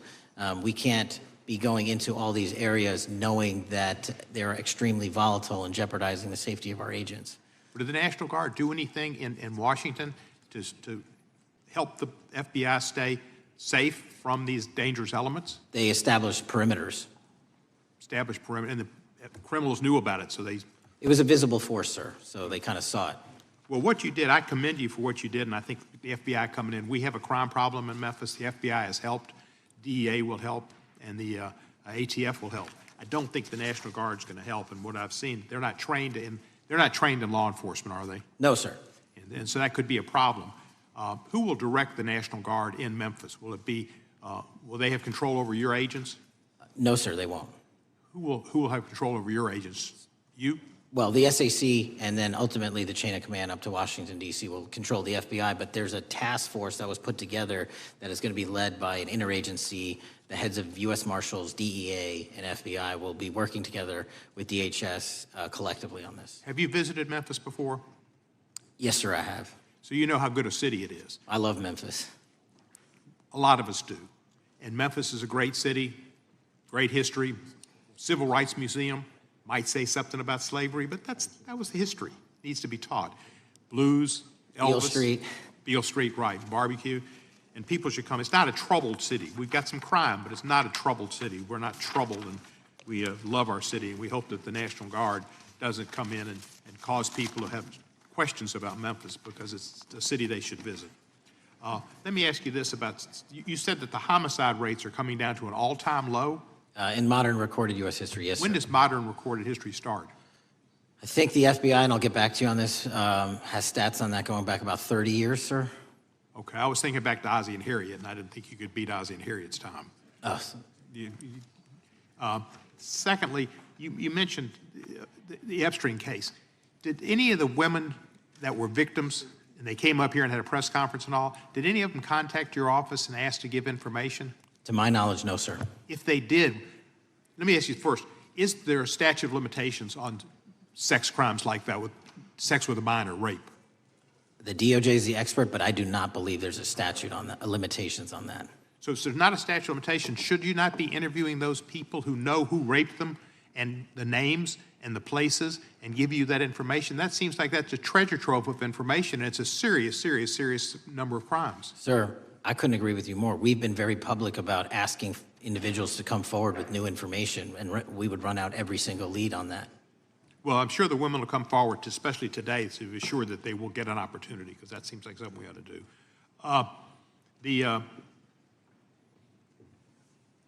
Mr. Driscoll, what was his reputation? I can't comment on Mr. Driscoll's matter. It's an ongoing litigation. Yeah, but his reputation you could tell us about. I can't tell you about his reputation. His work has been laid out in that lawsuit. How many of the FBI agents who worked on the January 6th case have been fired? I don't have that number, sir. Do you have a ballpark figure? No, but I can tell you that individuals based on case assignments in the FBI that I have led have not been terminated for case assignments. Thank you, sir. Come back to Memphis, and you work with Kevin Kane in our Tourism Bureau. He's great. Thank you. And thank you for your work in Memphis. Gentleman, yes, back. Mr. Chairman, I have a unanimous consent request. Gentleman's recognized. So I've got 4 documents I'd like to introduce into the record. The first one is Jeffrey Epstein's 6 story played out for years in plain sight. And Acosta is quoted in here saying, "I was told Epstein belonged to intelligence and to leave it alone." The second document is entitled What Epstein's Bodyguard Warned About His CIA Connections. The third document is from Fox Digital. It's titled Epstein's Private Calendar Reveals Planned Meetings with Obama Admin Official CIA Chief. And the last document is Wall Street Journal article that highlights Ehud Barak's 36 meetings with Jeffrey Epstein. He was the former Prime Minister of Israel and head of military intelligence for Israel. It may have held that title when he met Epstein, and then, yes. Without objection, the gentleman will hold for a second. The gentleman from Maryland is recognized. Thank you, Mr. Chairman. Just one UC request. This is Judge Engelmeyer's decision from August in U.S. versus Epstein, stating the government's 100,000 pages of Epstein files dwarfs the 70-odd pages of Epstein grand jury materials. Without objection, the gentleman from Kentucky is recognized for 5 minutes. Thank you, Mr. Chairman. Director Patel, I watched some of your Senate hearing yesterday when Senator Kennedy asked you, you've seen most of the files, who, if anyone, did Epstein traffic these women to besides himself? You replied, according to the transcript, there is no credible information that he trafficked them to anyone else. You also said somewhere in the hearing and here today that the problem is that the case files are constrained by limited search warrants from 2006 to 2007 and that the non-prosecution agreement hamstrung future investigations. Those constraints only apply to Southern District of Florida. They do not apply to Southern District of New York, the location of the 2019 sex trafficking indictment, which produced many things, including a series of FD 302 documents. According to victims who cooperated with the FBI in that investigation, these documents in FBI possession, your possession, detail at least 20 men, including Mr. Jess Staley, CEO of Barclays Bank, who Jeffrey Epstein trafficked victims to, victims including minors, such as Virginia Roberts Giuffre, may she rest in peace. That list also includes at least 19 other individuals, one Hollywood producer worth a few $100 million, one royal prince, one high-profile individual in the music industry, one very prominent banker, one high-profile government official, one high-profile former politician, one owner of a car company in Italy, one rock star, one magician, at least 6 billionaires, including a billionaire from Canada. We know these people exist in the FBI files, the files that you control. I don't know exactly who they are, but the FBI does. Have you launched any investigations into any of these people, and have you seen these 302 documents?